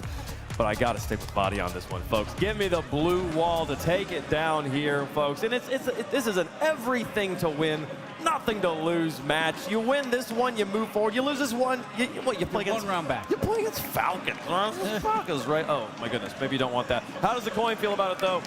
We got Carmine Corp on one side, NRG on the other, and it comes down NRG for the coin. The coin, random chance, picking America here. How does chat feel about it though? I thought this one. Oh, I already know where chat's going to go. Carmine Corp doesn't lose very often, but if there's only one that can make it even. 50-50, baby. One vote splits the difference. One vote, we're being told by production, keeping those 2 apart. I mean, Which way? The most storied organization in Rocket League versus the strongest organization in Rocket League right now with Carmine Corp. This is it. Now, to be fair, T-Bates has his computer open. 1 vote was NRG. They won the vote. Where's my computer? Where's my computer? There's no computer back here. This is a lie. There's not a single thing back here. It's just me. Oh, folks, I hope you're ready. This is the big one. We hype up each match, but it truly doesn't get better than this. The blue wall looms impenetrable against the most consistent squadron the game has ever witnessed. The French versus the American with everything to gain and nothing to lose. NA1 versus EU1. Rocket League fans around the world, you ain't ready for this one.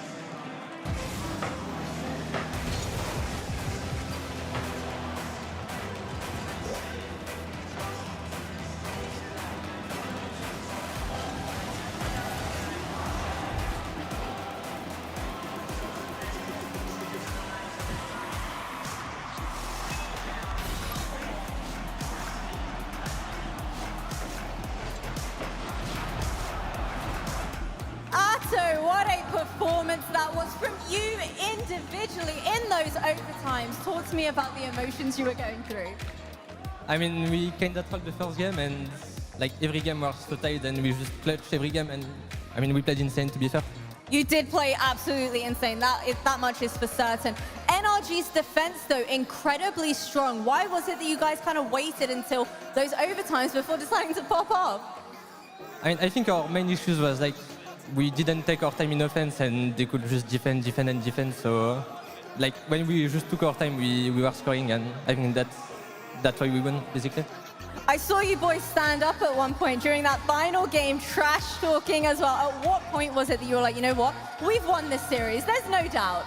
I mean, to be fair, I didn't mean to trash talk, but like the opponent just quick shot us, so I was like, yeah, just shut up and we're gonna win.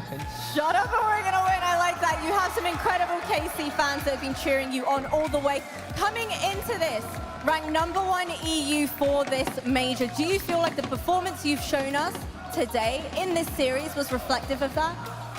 I think we can still do more and play better because we take time like to enter in the series.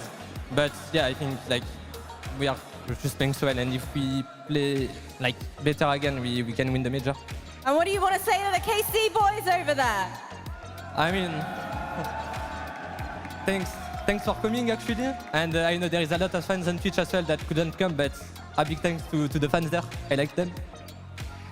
He likes you. I think that's a bit of an understatement. One more time, the Carmine Corps.